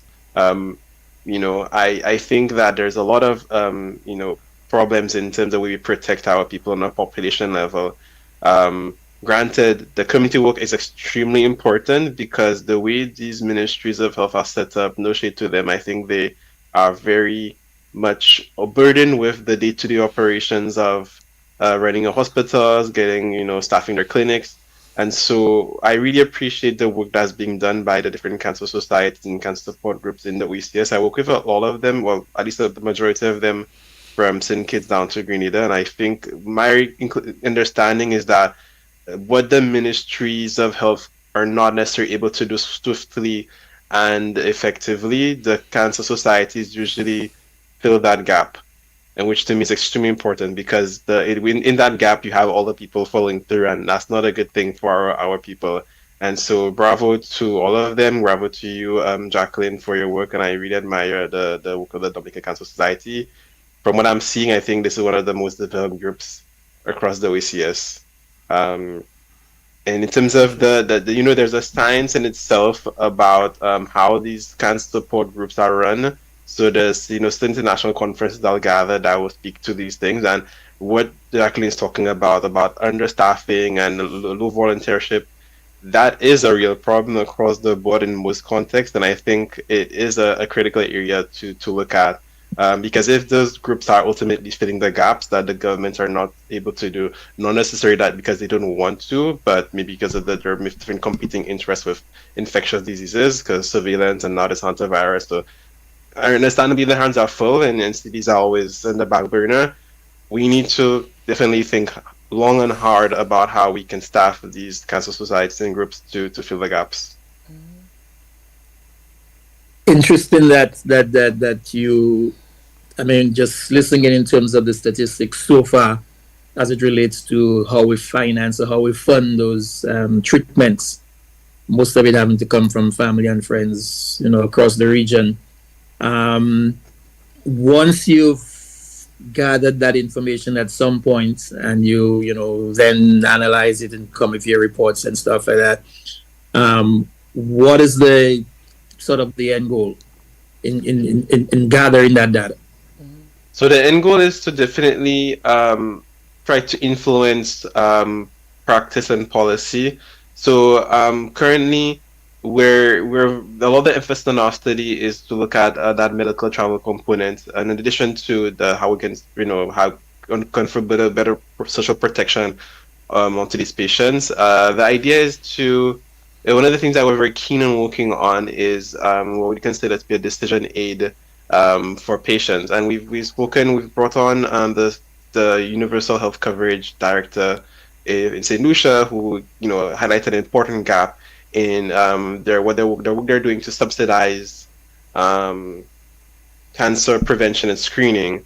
The issue is that cancer treatment is exorbitant, and even on a national level, there are challenges on how we can subsidize that. One thing is for sure is that cannot there's a lot of complexity in how you build these systems, and for screening, for example, ethically, you usually say that we cannot just screen people in massively and then tell them, okay, you have cancer, figure it out. So the work we're doing is trying to once these patients are diagnosed, have ample information in a centralized way so that we can empower everyone, all stakeholders at all levels, whether the patient, the clinician, or the policymakers, to then make informed decisions as to what are the next steps. Because of the fragmented nature of the system and the fact that it's inherently transnational, patients are left to make critical decisions on their health, sometimes alone. Sometimes they have to rely on the treating physician or oncologist who will make recommendations based on sometimes simply as who they're comfortable with working. So if they went to UE and they have best friends with this person, this oncologist in Trinidad, then they send you to Trinidad independently of hardcore objective parameters. They just say, this is my good friend, go and see him. And so the idea is to now come up with a map or some guidelines that, based on factual evidence that says, well, cumulatively 100 or so patients traveled to Martinique and the survival rate was, 90%, and they were all satisfied, 5-star rating.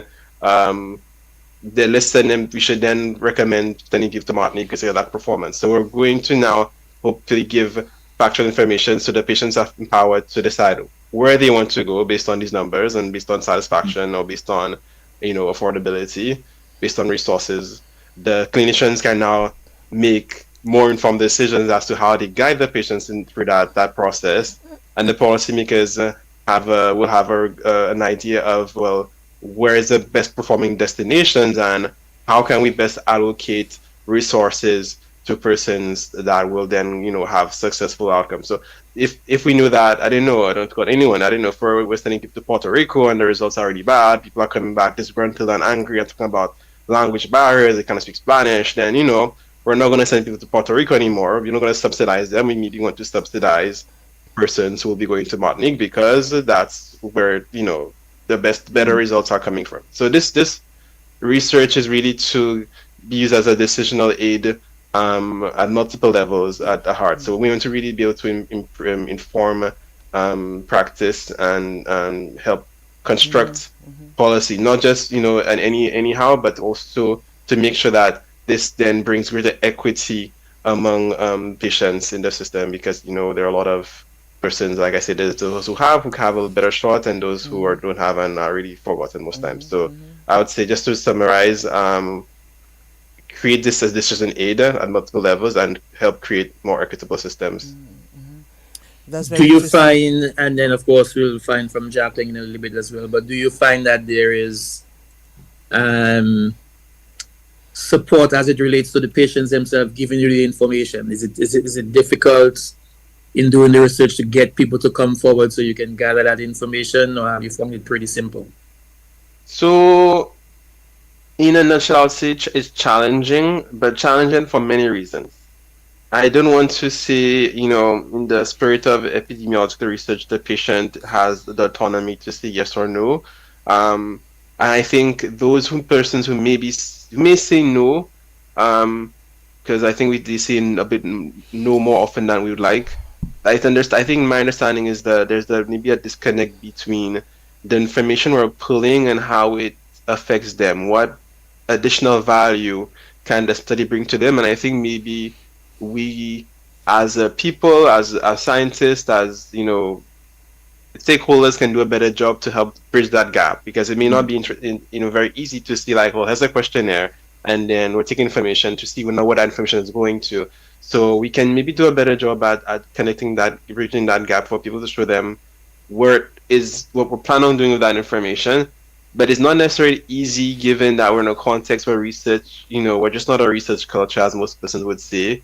Unlike, if you're doing a study in France or in Canada, where I reside currently, where people are a bit more amenable to taking part in research because it's something they're accustomed of seeing, and they see how technological advances can benefit them, and they know like the medical devices of today were informed through some questionnaire that was asked maybe 5 years before. Right. So people here know that. In the OECS member states, that is a bit less of the case, and I think we need to do a lot of work to sensitize persons. And so, for example, just being on a platform to talk about the research like this one, I think is a good start. And rightfully, I just want to use the example of Jacqueline, who is now the president of the Cancer Society.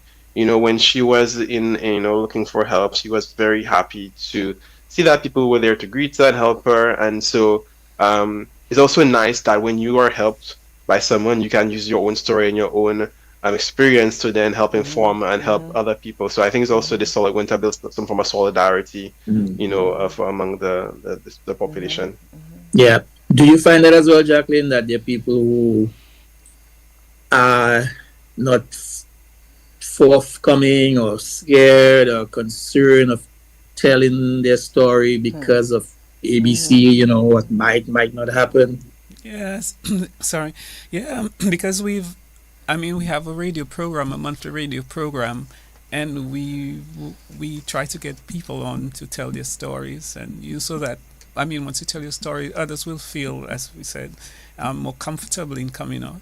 And it's kind of difficult. In fact, today we would have liked to have somebody, here to be on the program, and it's kind of hard, but we have to respect that. Yes, we have to. For some reason, there are some people, I know a few people, that they're going through their cancer process, but they don't want to talk about it. They don't want to tell other people what's happening to them. But I think, and probably my daughter will let you know, because I think in telling your story, then it becomes much, lighter on you. But we, as I said, respect again. And the other thing about it too is, when you tell somebody something, then you can learn from, you can learn from other people's experience.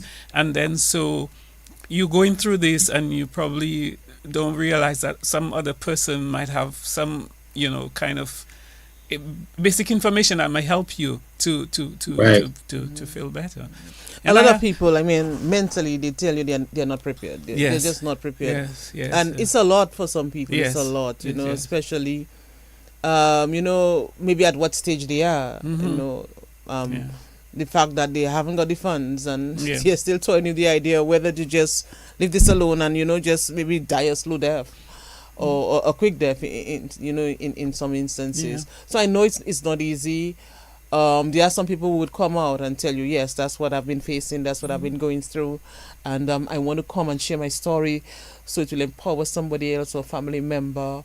But I know for a lot of people it's not easy. It's not easy, and some people prefer just keep it bottled up inside. No, that's not good, obviously, but it's not an easy thing for some people. Yeah, it is. And when your daughter comes on, of course, she'll tell us her case. She's trying to get in. She's trying to get in yes, now. she's Okay. trying to get in. Yes, she Okay. just sent a All message. right. Yes, Okay. and of course, I remember when Lucas told his story, how empowering it was, and how men reached out and they were like, "Yes, thank you for sharing," and going to go to the doctor and this and this and that and so on. But I think, as Dr. Hugis mentioned, I guess maybe it's our culture within the Caribbean that we don't share as much.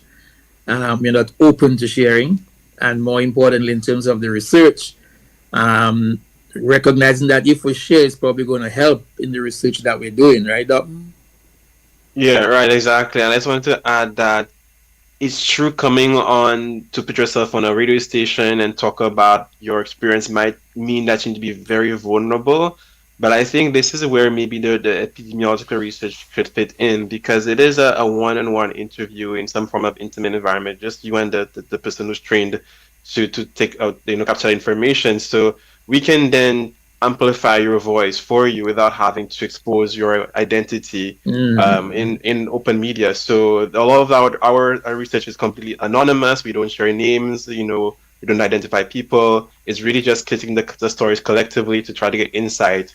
And that collective insight can then tell us things as to, where are the most popular destinations, where are people going for care, where are the places that are performing well, and where are people getting money from. So if we say that you need to go to I don't know, the Roseau Church, the priest there is giving you even, the collection money, then you need to go to the church there, or you need to see, I don't know, the prime minister. I don't know. So there are many different avenues that can be shared and can be redisseminated without having to expose yourself publicly. So I would say the research is a tool that could be used for that.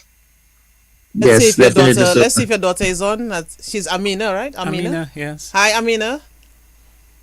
Hello, hello. Oh, hi. It's nice to have you Hello. on. Welcome. Nice to be here. All right. Nigel, we're seeing her, right? yes, I'm seeing her now. So, Okay. of course, welcome to Connecting the Dots. We're happy you come to connect with us, share with us, and all the rest of it. And of course, it will be left to how much you want to share. That's up to you.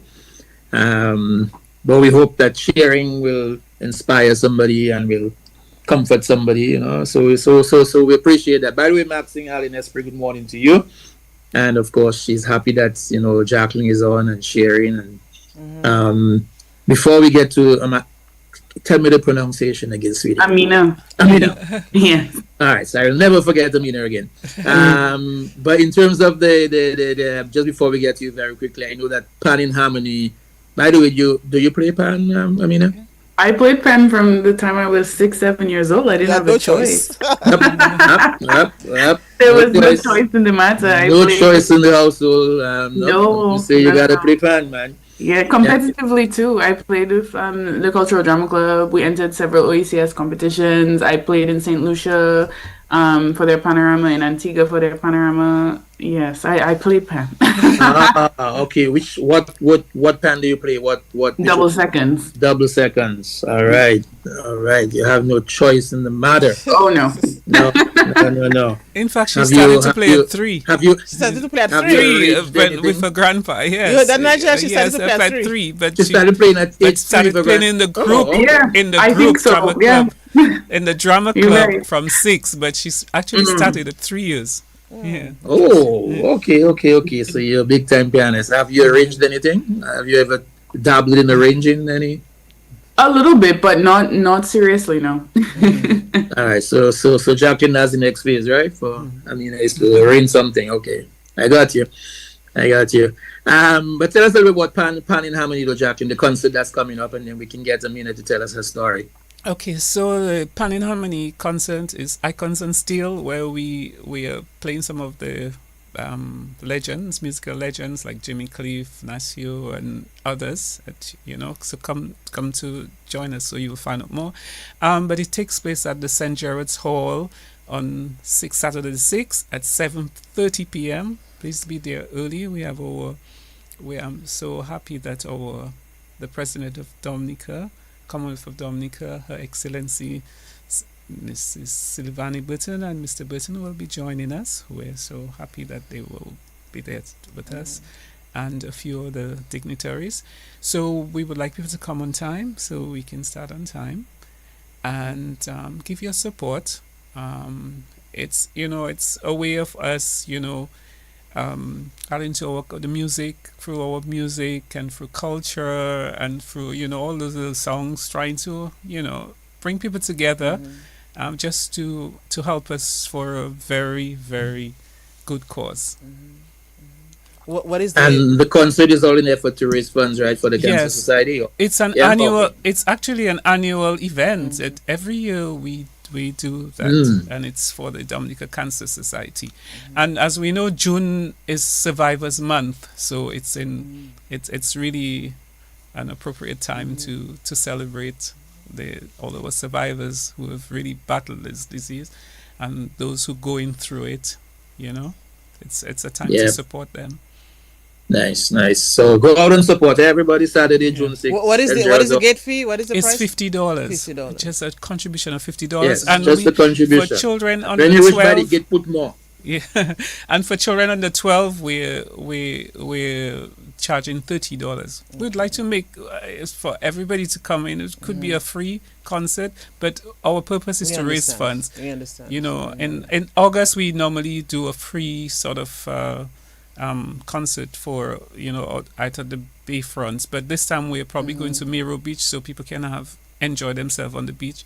But come support the Cancer Society and Is on there Saturday. as well an account number you can give so Oh, someone overseas yeah. or even someone right here cannot make it but they would like at least to make a contribution? Oh, Is there- so another thing about our concert, we have a live, but it's not a pay-per-view. We try to do a live for the people who donated, because I want to shout out to my bestie and my childhood friend, Mr. Barry Gemot. She's our contact over there, and we've raised a lot of funds from the overseas group, and so we do have a live for people who support our concert. I will probably have to, I don't know how, I will have to, let me give you my WhatsApp number so you can contact me and I can tell you how you can send those funds, either through the Dominica Cancer Society directly or through, I don't know if people have some other means either to send money. And we know that sometimes there's a problem of sending funds to Dominica through the banking system. But so my number is 767-245-7662. So it's 767-245-7662.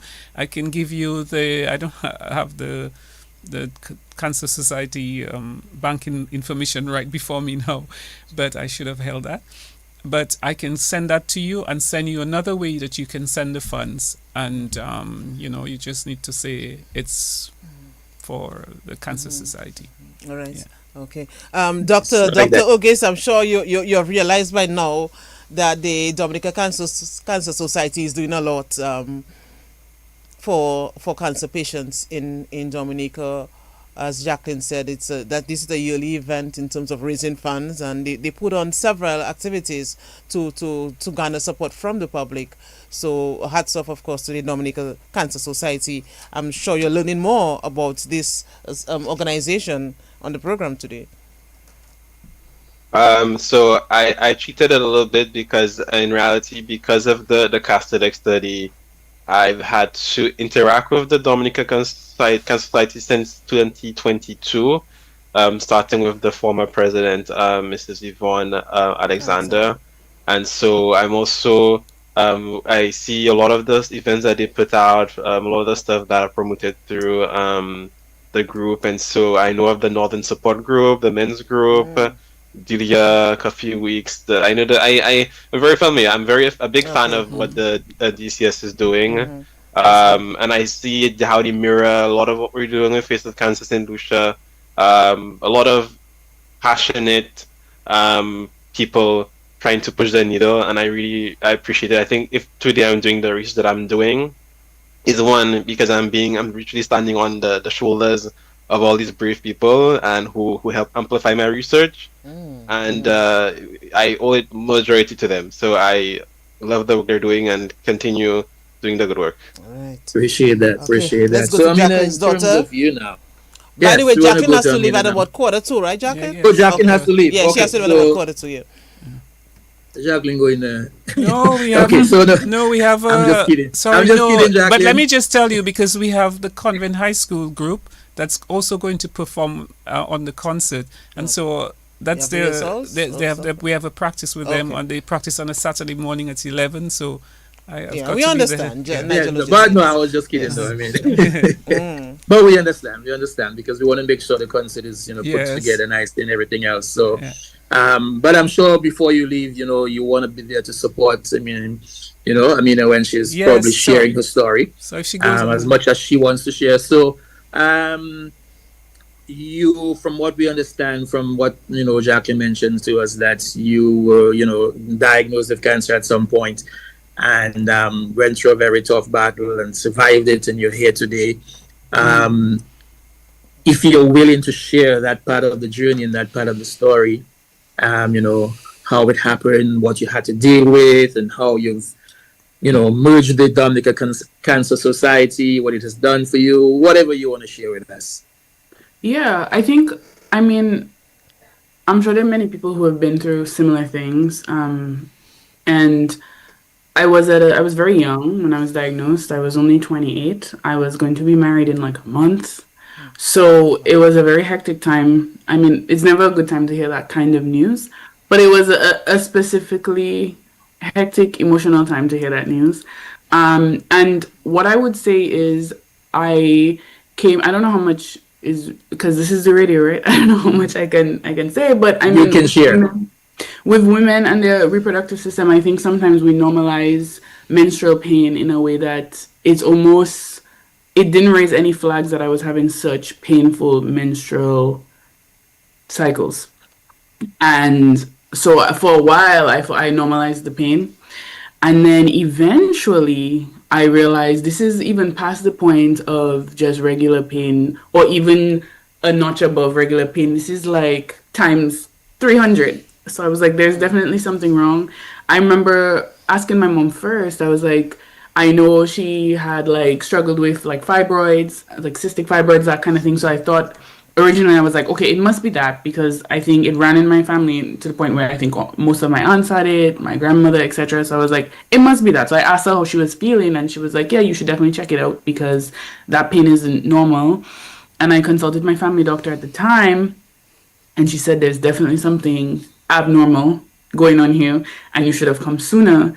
But again, the normalization of painful menstrual periods among women, especially I find in the Caribbean, is rampant.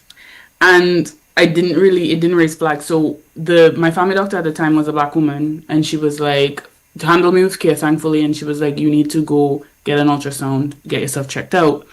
And for context, I live in Canada on the East Coast. And I do have to say, also in North America, Black women experiencing pain, period, is normalized as well. And so 9 out of 10 times when you go to a health institution in the States or in Canada, and you're a woman and you're Black, they don't necessarily take you seriously. Mm-hmm. So that was actually my experience when I went to the emergency to get an ultrasound. They tried to tell me that there was nothing wrong with me and that nothing came up on the ultrasound. And it wasn't a Black woman doctor at that time, so he did not take me seriously, and I kind of had to advocate for myself and be like, no, I am in uncomfortable pain, and my family doctor has already said that she is requesting me to take an ultrasound, but the problem was the referral didn't go through quick enough, so all they had was my word. Anyways, they sent me home the first day, and I was like, I cannot go through it like that. So I went back the next day, and I think I waited for like 6 or 7 hours, and eventually I think the referral hit, so they took me in and they said we might just have to do a CT scan because the ultrasound isn't picking up anything. And when they did the CT scan, the doctor said, you have advanced cancer, like right away, and it's not normal to confirm it up front. Normally they would have to refer you to a specialist. The specialist would have to refer you to an oncologist. They were like, no, you have cancer. And at the time, they said, oh, and we think it's spread to your liver, which was devastating. I was like, they told you that one time? Yeah, which was again abnormal, and again, like for Black women, I think the level of service that we get internationally is kind of it's pretty sad because they don't handle us with as much care as they would our female counterparts. And without anybody there, without any family, I'm in Canada by myself. I mean, I have my now husband, was my fiance at the time, but he wasn't in the room with me. There was nobody there with me, and they just gave me that news and left me in the room. So that was pretty emotional. That was pretty devastating. I called him and I told him to come. I couldn't tell him on the phone because that's not news you share on the phone. And then he came and they referred me to a gynecologist. The gynecologist confirmed that yes, there's something wrong. The doctor who first sent me home the first day called me. He found my number somehow to apologize for how he mishandled my diagnosis. And from there, the gynecologist was like, we have to send you to a gyne oncologist. So I don't know how the health system works in the Caribbean or in Dominica, but in Canada, they have the only oncology that has a specific, like, is gyne oncology. Only gyne oncology can treat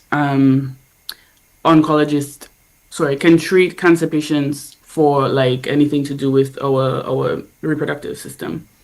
So they followed me there, and from there it was doing biopsies, doing blood tests, and they confirmed that I had all the markers for cancer. The biopsy confirmed that I had at the time stage 3 ovarian cancer, and it was a rare ovarian cancer.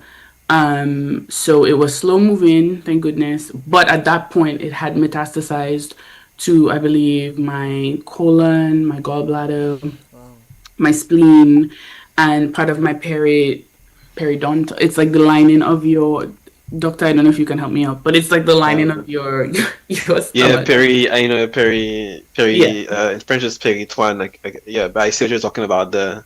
Yes, so it metastasized, and obviously that was really frightening. But the thing that gave me a lot of security was that there was a treatment plan. When they didn't give me the news without giving me the treatment plan, like it would be one thing if they just dropped the news and was like, okay, we'll get back to you later. No, they gave me the news and they gave me the treatment plan right away, and they said, I'm on the waiting list for surgery, and then after surgery we need to do rounds of chemo. And then we go from there. So that's kind of in synopsis my whole diagnosis story. And the actual journey, I mean, again, is not unsimilar to most people who go for treatment. The surgery was pretty intense, and the chemo treatment was pretty intense. But thank goodness I was able to see the other side of it. I'm going to tell you this. I mean, you're telling the story. You're telling your story here, and you are telling it with so much grace and calmness, that I'm like, man, that's a real survivor, Initially, though, I mean, getting married a month from now, hearing the news and going through this, and the support of your then fiance at the time and family and everything else. How important is it for support from family and close ones? I think if you need support, like you cannot do it without support, because physically you are unable to carry out life, like especially going to treatment, like you're unable to do regular things. You don't have the energy to do it.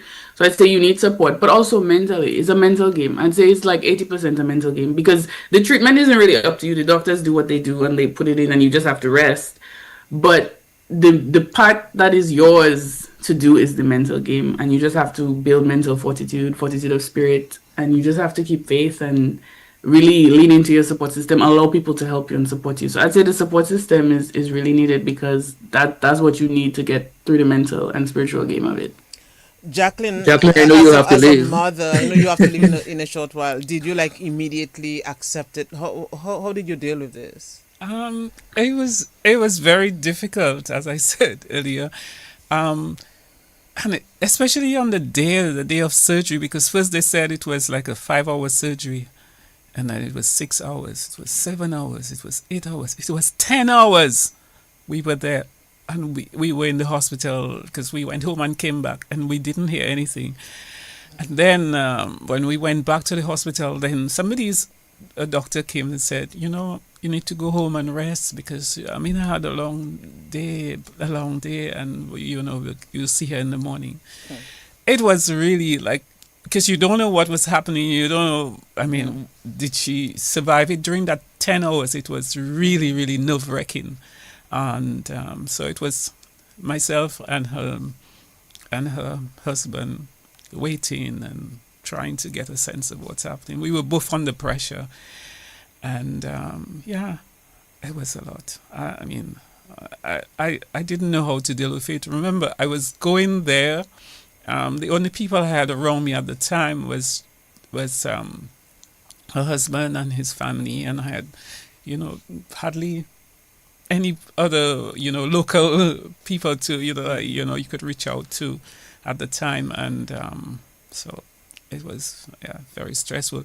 But I was very happy to see her because we saw her in the recovery room, and Aminah is a very strong girl, and she was like, they took off everything from me and blah, blah, blah. And that was right after the surgery. But the doctor said to me, she's in that because she was pumped up because of 10 hours she was pumped out with a lot of the stuff that keeps you from the pain and all that. And then, Aminita. I didn't even remember saying that. Yes, but I remember... You know what? I remember getting up and being like, okay, thank gosh, I made it. Because I will say, when I was in the surgery room, before the doctors administered the anesthesia, she was like, okay, just so we know that you're fully aware of what we're here to do, what are we here to do? Almost like setting an intention for the surgery. And I was like, wow, that's powerful. So I was like, well, we're here to remove all signs of cancer. I don't want to wake up with any of it in me, basically, is what I told her. So when I got up, I think one of the first things I asked, because I spoke to my husband Brandon on the phone, and my mom was there too. I was like, did they get everything? And he was like, yes, they got everything. I said, so they took everything out. And I was really happy because it's not something that I wanted to necessarily continue to have in me, obviously, for obvious reasons. It was draining my energy. It was making me sick. I was in a lot of pain. So I was really, really grateful that they were able to take everything out, for sure. Jacqueline, I know you have to go and practice to the convent group, and I know from the little that I know you don't like to be late. Yes. So yes. I don't want you to tell them, it's Ivona and Nigel that make you late. No. Although that's a good reason, Yes. to be late. But I mean, we appreciate you joining us. We, want to wish the Dominica Cancer Society all the best on their journey, on their efforts, and what they're doing. We want to encourage everybody to go to the concerts and to support in other ways, whatever other activities that you're having, whether it's a cancer walk, whether it's a concert, whatever you're doing, and to have people join the Cancer Society as well, because you definitely need more hands. So as you journey over to Bath Road or to Convent or wherever the practice is, in Canefield at our pan house. In Canefield, she has to leave now. That's why. Yes. Oh, yes, she has to leave. So I just want to say. So that's why. Okay. Yeah, I just want to say thank you to both Ivona, to both of you, for assisting us, because the more people are aware of what we're doing, and the more they're aware that what our needs are, then they will come. Hopefully, they will come on board, and I really say thank you. Thank you. I want to say a special thank you to all the pan players, my pan and harmony team, for that support, because that's one of the things I asked them to promise, that we do a fundraiser for the Dominica Cancer Society. I want to thank them for their time and their talent and putting up with me. Thank you. They'll be okay. Music is healing as well. So, we hope at some point the pan in harmony can just go to the hospital and play some pan. Yeah. We go to the infirmary, the junior band go to the infirmary. No, go to the hospital on Sunday, just set up and play. Nobody can stop for you. Yeah. Okay. Because music is healing. Yes, okay. Yes. So I say goodbye to Appreciate you, Jacqueline. Dr. Auguste, thank you again for being with us. And to my dear daughter, love you, girl. All right. Bye-bye. Yes. Love you too. Love you too. Bye. Right, all right. Just ready. So we are left with Aminah and Dr. Auguste in terms of, So hearing her story though, Dr. August, in terms of, the support and what's happening within the OECS and the research that you're doing, um, how important is it for your research to have people like Aminah and others provide that context as to what's going on, so people can see the practical, application of all this research that you're doing? I want to say that it's extremely powerful for the research, because we need to just paint a picture in terms of what we know in cancer internationally. We're kind of very much in the dark still. And what we know about cancer in small island developing states, we're even more in the dark, where, at least maybe we can see we had a flashlight in internationally, how we have nothing. So we're starting from ground zero and we really need to build. And the more we know about these interesting stories, these different diverse backgrounds, then we can paint a picture. So the persons of power and influence, again, the government, ministry, policymakers can sit down, look at it, and be like, okay, we have a blueprint of what this is like.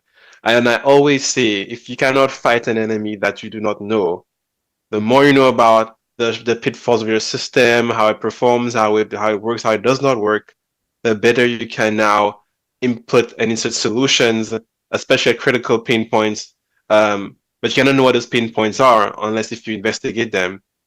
And funny enough, Aminah's story is very timely, because I started looking at the results with my research assistant this month.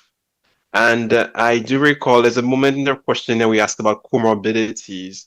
And I recall seeing fibroids come up a few times, and specifically for those ovarian cancer cases that are currently in the study. So I didn't look for the entire case record, but I believe that Aminah's case may not be the only one like that, and could then point to maybe greater awareness or greater attention to look at fibroids, and maybe could introduce more systematic screening for ovarian cancer among women who present with fibroids in a clinical setting. So I think those kinds of patterns that we see can then inform better surveillance of disease, so we don't have someone being diagnosed with those at stage 3. We can now intercept it much earlier before there are any signs or symptoms. Yeah. So I mean, in terms of that, do you now that you've gone through this, do you feel like maybe women, and more so Black women, but women in general as well, are either not paying heed to the signs, or they're not aware, or they're probably just passing it off and just normal, monthly pain, whatever? We go through this all the time. I think it's both. I think it's both systemic and personal, right? Like, I think systemically we normalize menstrual pain. There's not enough studies done on women's pain. Like, recently they found that there was lead in tampons and sanitary napkins. You know what I mean? That's how little research and care is given to women's health, and that's an international problem. That's not just a Caribbean regional problem. That's an international problem. And I think specifically being in North America shows me how little creed and reverence is paid to Black women, because our health, our mental health, our physical health, far less for our physical health, but our mental health is not taken seriously. Our pain is normalized. And I think because of that, on a personal level and maybe locally, because we know how the system is, we've taught ourselves to normalize the pain. And so when we have a painful period or menstrual cycle, our first instinct isn't to go to the doctor and check out if something wrong. Our instinct is like, well, so it is already, like we don't, we've normalized it. And I it's something that I asked my gynae oncologist as well, was like, what, is it normal to have such painful periods? And she was like, no, you shouldn't be in pain all the time, every time. You can have certain cycles that are specifically tough, and you do need to rest. And it is a time when women need to rest and slow down and relax themselves, which again is another issue because there's no space left for that in society. But it shouldn't be painful an 8/10 all the time. It's not normal. And if women are experiencing that, that is a huge sign that something is wrong and you need to see a doctor. But then again, like I said, systemically, the other piece is when women do go to the doctor, they need to be taken seriously. Yeah. Yeah, and how important do you see the research like what Dr. August is doing? How important is do you see that in terms of gathering all that data and being able to now be at a better point?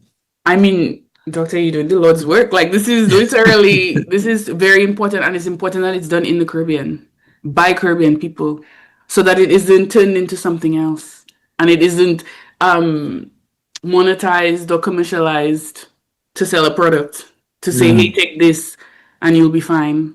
You know what I mean? Because again, systemically, historically, that's what happens to Black people around the world, specifically in the Caribbean. So I think it's really important. Thank you so much for the work you're doing, Dr. August. And yeah, I can't wait to see what comes from it. Nice. You're most welcome, and thank you for sharing your story and giving such a powerful message today. You're welcome. Do you when you find yourselves in public spaces, I mean, do you like, if you hear someone else who is going through cancer, whatever it is, do you kind of just share with them or lend support, or you like just I'm a survivor and I'm just by myself kind of a thing? No, I mean, it's something that I don't share up front with people because, like, everybody have a story or something. If it's not cancer, it's something else, right? Like, everybody has a story. But if I see somebody, like, is going through it, since then, I've had a few people in my life either have a relative or they themselves going through it.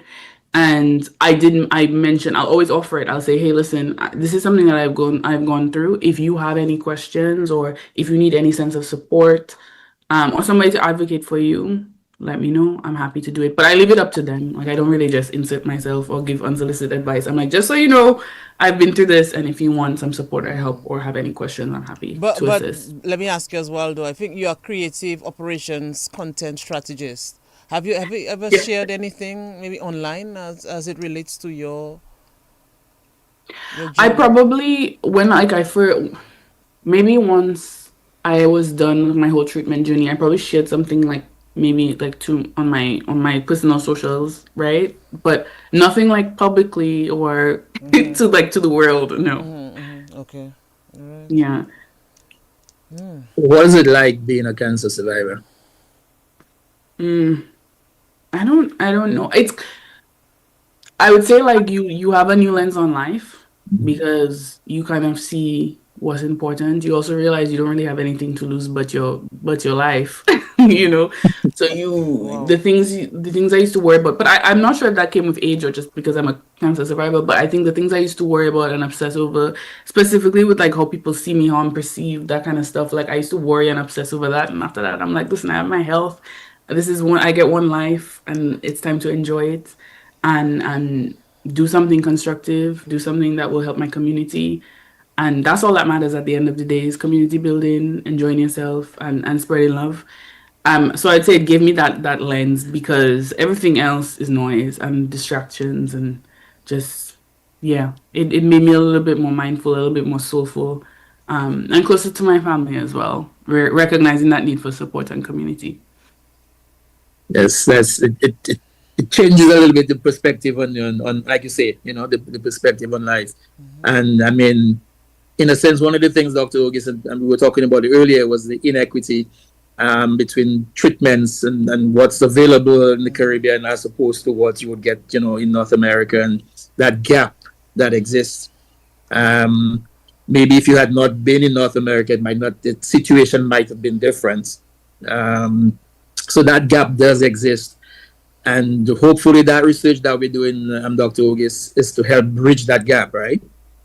Yeah, definitely. I mean, the whole premise of this is that, like I mentioned, I'll say it again, like fragmented and transnational, and because of that, inherently the inequities. And so we really want to not just improve the system, but ensure that persons, they're not a subset of people that are just not able to access, those treatments. So if we were to now, centralize treatment in Antigua, because now, Antigua, has had the radiotherapy facility for a while now, we don't want to do it in such a way that only a subset can access, then everyone else is, stuck, in Dominica. So it's a lot of important questions, and I'm very keen on sharing the information because, like Aminah said, and I think she's very in tune with, how the whole global health ethics and how historically we've been exploited as Caribbean people, and persons from the US or elsewhere come in, take the information, and never share.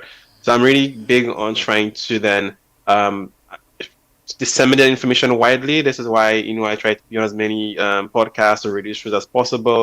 Try to speak with the community groups and let them know what the findings are, and we're at a stage where the recruitment has a bit been slow, and I've gathered the project steering committee last month to kind of announce, well, let's take a time to assess the information we have currently, disseminate, so then we can maybe gain some confidence from the general public, and people can now see what this is about. I think it's easier for people to see when there's a tangible result that is up there, albeit preliminary, but people now can connect the dots. Questionnaire in front of my face for 2 hours equals, okay, I'm finding out more about cancer in the Caribbean.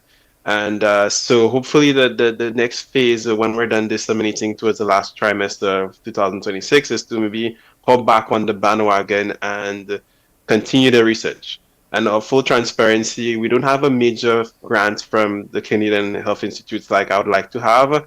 We're running a lot on, I would say, pilot funds that I have from my university here at McGill University. And so I really may want to make an appeal, like, since I'm on here already, since Jacqueline is asking for volunteers and human resource, I think we really need the local stakeholders, whether it be the corporate, Dominica, or the corporate entities within the OECS, the OECS Commission itself, to step in and to pour enough resources into it and invest in it, because it's ultimately something that is done by us, for us.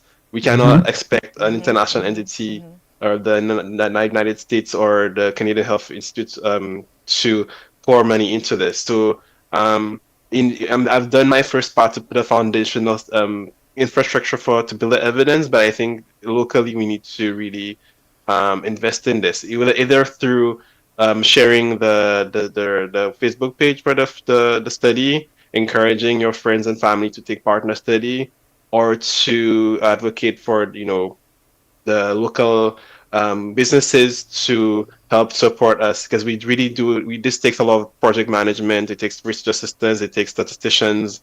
We have a database that solution that we're using, so it takes resources. It's not it's not free what we're doing. So it's a lot of work, and we need our private sector to step in, the government to step in, and putting more resources.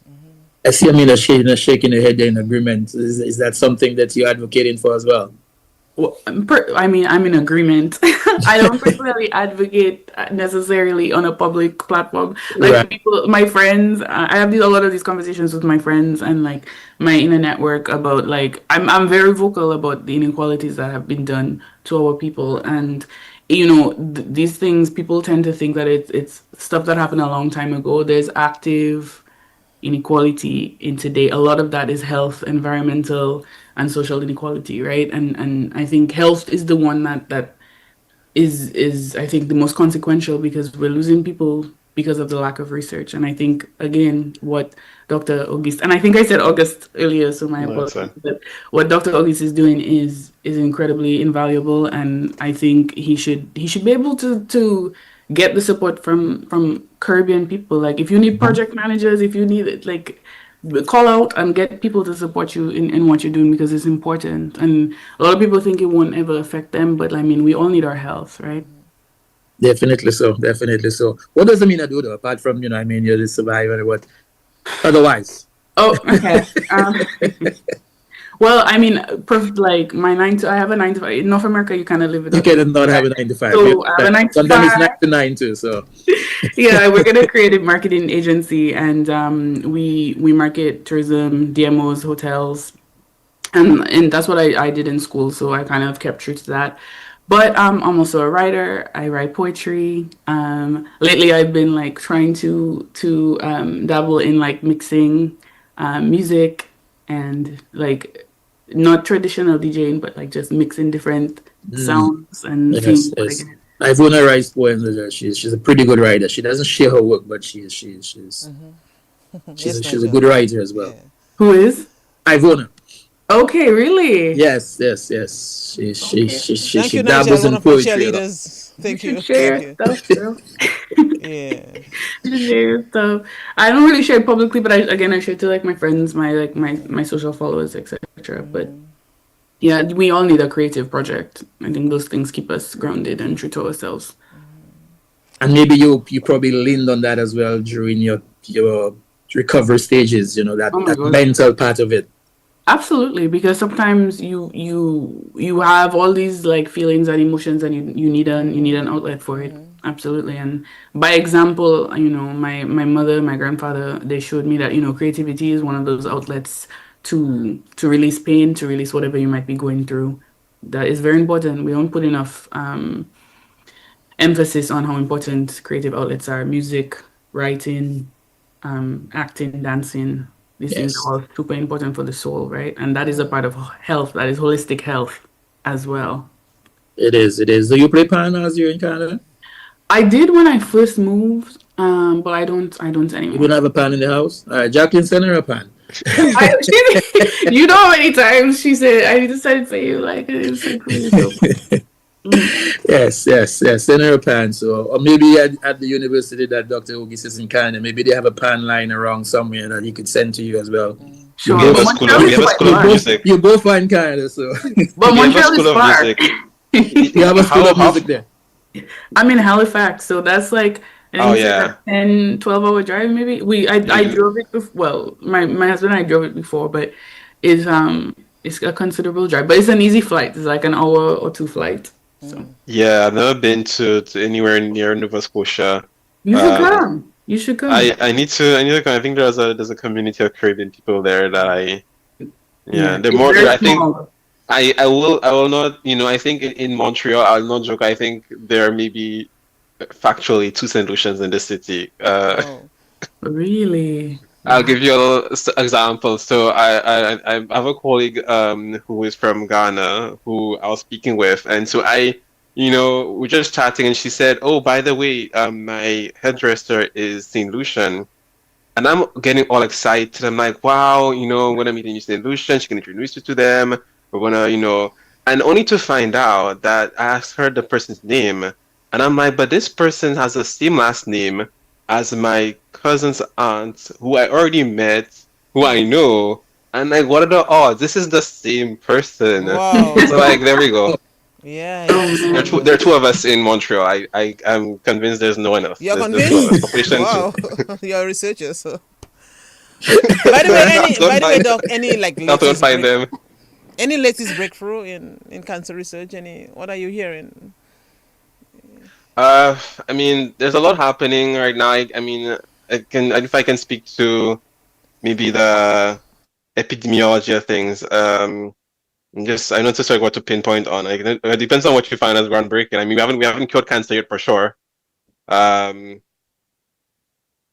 Let me see. There's something that's really prominent. Well, nothing's coming to mind right now. I can always be sure afterwards.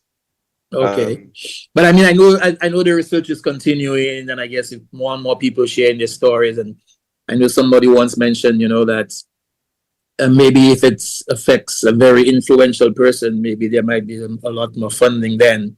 But we'll see. Yeah, I mean, I But will I will maybe jump on and say that there's a growing interest now in, and because the thing in the epidemiology, though, we have a lot of new insight, but not, we're not. I don't want to speak to the cell biology where they might come with more fundamental, discoveries like what we found the protein that's causing this cancer. We don't necessarily have the tools to be able to see that, but I know there's a growing interest in like trying to find out how people live with cancer and how, for example, what their trajectory is. So we know that, for example, persons who got had leukemia early, we know that these people, because of the treatment, they go through the radiotherapy, then their quality of life and their life expectancy is modified versus persons who would have never had cancer or gotten cancer later on. So the mere fact that people have to live with those for that treatment and live 30 years after, they're always anticipating that there may be some form of late treatment effects, and so there's a lot of studies now that are looking into that. what is life after cancer. Okay. That I can say there's a growing interest in that, which is also the Catholic Studies position to give some responses to that as well in the near future. Okay. Nigel has What to has it end. been like Probably for we you? can. Go ahead, Nigel. Go ahead. No, I was just going to ask Aminah, what has it been for you? Like, I mean, after all the treatment and everything. Yeah. I mean, my body will never be the same, right? Like, yes, I'm here, and yes, I have life, and yes, I'm making the most of it. But Right. they removed all my reproductive organs, my spleen, my gallbladder. So there's certain vaccines I have to get because your spleen is really important in fighting infection and certain viruses. So there's that. There's, the gallbladder is important in breaking down fats. Doctor, help me out again. So there, I mean, like diet change, like I have to, you should be doing this regardless. You should always, eat whole foods and exercise regularly. But I feel the effects of if I eat something that I know that isn't the best for me, I feel it right away.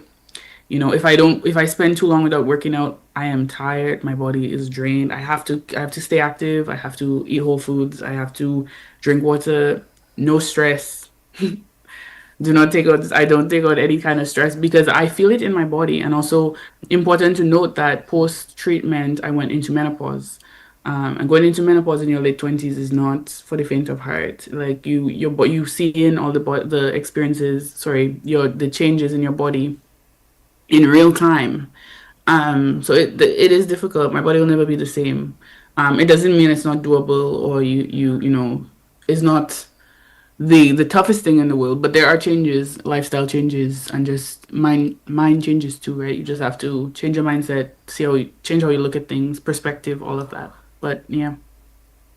And what I mean, and I think that's so interesting. I mean, interesting not to live through. I mean, I'm sure it has its challenges, but in the world of science and especially in cancer, epi, population health, these questions of like what you go through after treatment and how that evolves the trajectory of your life after is relatively new. Because for decades we were concentrated on how do we prevent from getting cancer.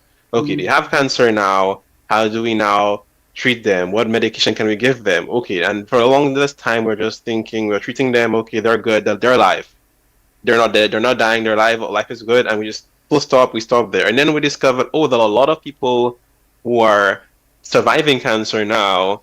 And they're not. Some of them are thriving, and some of them are not. How can we, make this better? Because then there's a gap there now that it needs to be filled, and the knowledge base is very very nascent. Yeah. As for the Caribbean, almost inexistent. We're not at that stage yet. Where we're thinking about life after cancer. Yeah, part of my treatment was to meet with a psychologist because going through these changes, it would be insane to think that it doesn't affect your mind, right, and your mental health. So the one thing that I know I was part of my treatment plan was to be referred to a psychologist, and I saw a psychologist pretty regularly for the first 2 years after my treatment. So and they don't stop until they feel like you're in a position to be okay mentally and go back into society, to reassimilate yourself into society after you were basically a patient for like months, some people years, right? That's not, you cannot take that lightly. So dealing with the mental health part of it is also super important because it would be very easy to completely lose your sense of reality after your body goes through so many changes, and I don't think that should be taken lightly, and I don't think people should skip that part. Wow, Nigel, Totally agree. what a program today. I mean, when you consider where we were in terms of, having other guests on and where we are now, bringing on these guests. And then I remember when we did the flyer, I put up the flyer, then we got a hold of the doctor and I realized he was coming on. So I said, I'm going to take out the flyer, pull it down and put up a new one. And look at the wealth of information. I mean, wow. I'm really happy, Nigel, that we did this. Very happy we did really, this, really and I must tell you, I mean, the comments and suggestions we have a and lot questions, of yes. we just couldn't go through all of them Yes, because and for that we I mean, apologize. We really there's so apologize. many, so we apologize to those of you who we couldn't get to, all the questions that you were asking about mammograms and asking about, wanting to ask questions as well as to how you're surviving now and how you dealing with it on a daily basis, and there's so many other questions. So we do apologize not being able to go through all of them, both on the YouTube and the Facebook. But we always encourage our guests, to you can always go back and look at the program, look at the comments. Well, probably there's one comment, Nigel, like we can just read. I'm just seeing this one now. Sandra Norris is saying, I'm glad you were on to talk about your story, because now I'm aware of this cancer research being done with this doctor and his group. I've heard of Pan in Harmony and their concerts in raising funds for cancer research is very important and helpful. So we just wanted to give this one, but there are quite a few comments on. But Nigel, I mean, it's not a sexy topic, it's not an exciting topic, but I like how they put out the information. It's not depressing, although one thing stays on my mind, Nigel, and it might just bother me all night, is when Aminah said what the doctor told her, very early, so that stays on my mind. And how can a doctor say this? And anyway, but I really enjoyed the program, because remember, I lost my brother to cancer just 2 years ago, and my sister is a cancer survivor as well, so it is there. And I remember when I was 12, I lost my grandmother to cancer. Man, so it's really this dreaded disease a lot of people don't want to talk about, but we have to speak about it. So I'm really happy that you all came on the program today, and imparted this information today. Yes, definitely. I love the fact that we're able to connect and share with them on that. Dr. Auguste, wrapping up the program, the Facebook page for Kasedic and any other information, where can they get it from in terms of the research that's been happening? Right. So I think the good source of information is to look on the Facebook and follow the Facebook page if you're not already following it. I'm also can be found on LinkedIn. You search for my name, Aviane Auguste, PhD. You can find me there. I post regularly on the work I do. Currently, the data is being analyzed, and we hope to disseminate it through these platforms, Facebook and LinkedIn, and hopefully via the internet in the last 3 months of the year. And yeah, I mean, I'm a pretty open person. You can reach out to me.